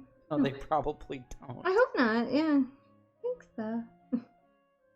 One time, my French is awful. Oh, I don't speak any. We're not going to talk about downtown. Yeah, it's hilarious. So we were in the downtown Disney Paris. area. Oh my word! I wanted to see the Alice movie, the first Alice movie that Disney did. The live action one, yeah, not the one in 1956. And I was a bit tipsy because I had a giant beer at what's that restaurant called? King Ludwig's. Yeah, so it's kind of a German themed restaurant. It's a pseudo Bavarian restaurant. It was fun. I had a good time. Awesome. They have German food, and it's at Downtown Disney in Paris. At the Downtown Disney. So I had a big really beer, cool. And I was a little bit tipsy, and I wanted to see the Johnny Depp Alice movie. So Jasmine's like, I don't know, I'm not sure. She goes, we'll have to talk to that guy, and I was like, I didn't know if it'd be in English or French. I'm just gonna go up to him and say, we were staying in an apartment. Je m'appelle Anglais, which means I am called English. I am called English. Yeah. So, and wouldn't that be a helpful thing to say to people? I am called English. Yeah. Yeah. Yeah. So that's my French when I'm drunk. I go around telling people I'm English, which I'm not. Well, I guess you're pretty much English, actually. You did that spit test thing. Well, my DNA DNA says I'm English, but I'm American pretty much through and through. Yeah. Well, although I do have a lot of leanings. I don't know. Manda Rabbit says, I'm so sad my favorite Wacom Cintiq broke, and I had to buy a Huan drawing tablet yesterday, so I can't do my art till it arrives. Mercury in retrograde. Yeah. This stream always makes me want to work on my art. Oh, Blob Help says English, Johnny English. Maybe that's what I was talking about. Maybe I'm Mr. Bean. Speaking of, Rowan Atkinson. 5th season of Blackadder is apparently happening. Big Rowan Atkinson fan, and we saw him in a play. Yeah. I like Rowan Atkinson. I've seen him live in plays before. That's the thing about a great guy. Is you can see your favorite actors in plays. It's not hard. It's like, hey, they're in this play this week. Matt Berry, next week they're Patrick in Stewart, else, Ian McKellen. That's cool. Rowan Atkinson.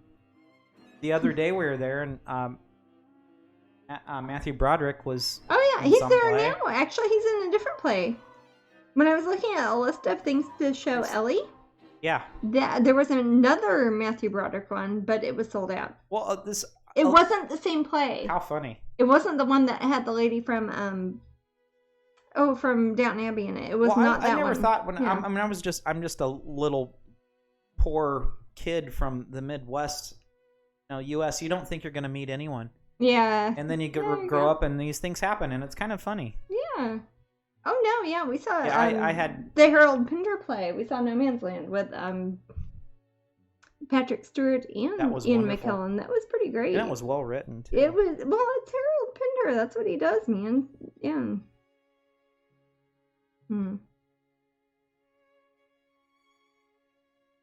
Yeah, we're taking my niece there, and she has a list of different plays that are going on now. Her list was.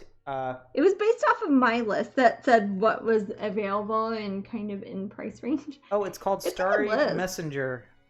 That's the one that Matthew Broderick's in right now. And somebody else is in that with him. I forget who the other actress is. There's a couple of famous people. Oh wait, was it from Downton Abbey? Was it Elizabeth McGovern? Was she in that too? No, you're thinking the one that you took a picture of that you sent to your mom. That is not the same play. I thought she was in it also. He's I just being no. That's a different one. He's in it for like a 4-week engagement, I think. Oh, because I thought that's a different one. Okay. Oh, yeah. Sean says yes, they are in it together. They were in a play together. Is that the same Starry one? Messenger. Okay. Yeah, that's at as soon as you get out of the tube stop. That's like the first... the Garrick. Yeah, I think it's. Is that at the Elizabeth Garrick? McGovern. I'm sorry, I thought not Maggie Smith. No. McGovern. The American mom who's she's married the mother to, in Downton Abbey, not the grandma, not the Dowager Countess. Ball. I mean, she is a grandma though. But probably. Yeah. But she's lovely though. No, but no, I don't know. I thought she was not in Starlight Messenger. I thought she was in a different play that he was in before that, like a month ago. It's at Wyndham's. Okay. That's the one. that the one where you pop out of? That's right by the tube stop. If you pop up, that's what you're asking. That's where That's actually where we saw Rowan Atkinson. Yeah. Okay. Here's the story. That's where We Will Rock You was, I think. Okay. Yeah. Or something like it, and we saw ads for the Rowan Atkinson one, right? Oh no, it was the 1950s sort of musical. No, we wanted to go see that we didn't want to see. Yeah. Right. And we thought he was there that day, and we got excited. We Will Rock You. It was like a Grease sort of thing. Okay, it was something. Yeah, it wasn't something we didn't really want to see. Yeah, you're right. I think it was Grease, yeah. And we thought we were going to see Rowan Atkinson. Matt was like, hey, I'm going to buy a ticket to it. And it's like, this is really going on tonight. And they're like, yeah, why are you asking? We have tons of tickets. And we're like, oh my God, I never thought anybody would care about this. And we're like, oh, no, it was like a Grease tribute play or something. So we misread the preview sign. Hey, this is coming here soon, as it's showing here now. So we had to get a refund. Yeah, and they said no problem. They were really nice about it. And they're like, yeah, we kind of assumed that because nobody would be really all that excited for Grease tribute. Well, I'm sure a lot of people like Grease the musical, and that's fine. No judgment. You can tell when you mean no judgment when you say no judgment. That's not a super judgy thing to say, right? No, it's not at all. I don't think so. I don't think so. 4 minutes to raffle and the end of broadcast. Oh no! Okay. Shoot. Well, I have more ACO cards. I'm kind of working on these 3 at the time, but I'll probably have like 4 others that I want to put up on eBay. April Gardenia says, "Tell me more. Tell me more." My eBay seller ID is Strangeling, which is like strangling with an E in it, and you can find them up there. And we start them all at a penny, and I paint each one. And those will be the ones that we probably have up for sale when we are in Illinois and Iowa, in Paris and London. We'll get them out to you. Yes, yeah.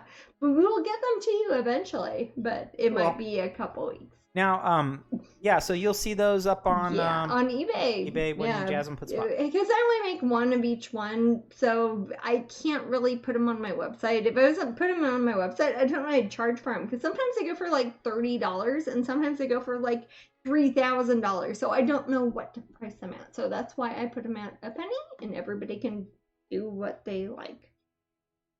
That's the only fair way I can really do it, I think. But these babies will all be up there, and I'll be writing on the back of each one, and I only make one. I have more work to do on the front of each of these as far as painting goes, and then I have a handful of other ones, because that's the only way I do prints of my mini paintings, really, so... When was the last time they went for under $100? Gosh. A few years? Oh, golly, I don't know. About 8 years ago, maybe? I was in my 30s, but that's easy to say because I just turned 40. It's not something we would necessarily keep track of. No, I don't think that's something that would keep the side of my eye even occupied. Probably, I don't know, 5 years ago maybe, but sometimes they do. Also, sometimes in the summer, usually eBay is less busy than our website because everybody on the website is trying to get their free baby dragon print, little pins. Jasmine, Kieran wants a shout out. Oh, go to YouTube and look at Kieran's World, and you can see, if you don't want to see me blaring around about random stuff all the time, you can see kind of chopped up and condensed first episodes, if you will, or my different broadcasts I do here at Twitch. Kieran puts them up on YouTube. If you want to see the full versions, you can look at my YouTube, which is less exciting probably, but it's Jasmine Beckett. My name is too long to put on the regular YouTube thing. So, Yoki says, I love all the random chatting. Yeah, some people like random chatting. Some people just want to see what's going on. All right, 1 minute to raffle or less. In the meantime, though, you can see these cute little ones I was working on, and these are ACEO cards. ACEO stands for Art Cards, Editions, and Originals. And that's been something that has been around for, 20 years? Is that exaggerating, or is that about right, Maddie? I think that's about right. Yeah, sure. So? Yeah, maybe 25 years, a long time. It means it's a 2.5 by 3.5 thing that somebody has actually, made themselves. Some people, not lie, but they are like, oh, I've got 1,000 of these, and they're all the same size. I'm like, I make one of each. So congratulations, Pharaoh Bell. And I think I saw you chatting earlier. Oh, what were their name? Pharaoh Bell. Pharaoh Bell. Congratulations! Yeah. They won the fancy, the new ones, the little squares. You have the artist proof of these because this was mine, and I don't have one now, and now you have it. So, in a way, this is probably I don't know how to value things like this, but it might be even more fancy than the regular ones. I don't know. But you got these, and they've got a lot of turtles and pugs and black kitties and tree frogs. So that's pretty sweet. Pharaoh Bell, just follow the instructions that I just gave you. Yeah, if Matt posted or emailed you something, that means tell us, hey, I won something on Twitch. And then we'll know it was you. Safe travels, and we'll see you guys in, like, I don't know, sometime in August. But we'll be on Facebook and whatnot. Yeah, we will be back. Don't worry. I think it says time to be determined right now on my and thanks Twitch so much channel. For your patience as far as orders go, and spread the word that we're, like, it's crazy around here. Oh my gosh, so, yeah. Yes, imagine 2 people doing 8,000 orders, like putting everything in a bag, typing things out. And it's like, a lot of late nights. I'm supposed to be working on my paintings for Dragon Con, and I don't know. I'm doing my best. Promise. You guys are taking care of us, too, so, I mean, we can't do this without you, obviously. Yeah. But if you order during July at strangeling.com, and it's $25 or more, even if we haven't emailed you yet because we're so busy or so, doing whatever, don't worry. If you order during July, you will get one. There, we promise not get your thing. You will get one. So don't worry about that. We'll take care of you one way or another. And we will send it to you. Yeah. Don't worry about it. So patience is the word we're stressing. So, all right, guys. Night. And here's the baby elephant, and hopefully I'll be finished this in like the next day or 2. Thanks again, guys. Good night. Sorry if I'm echoey. You're probably very late.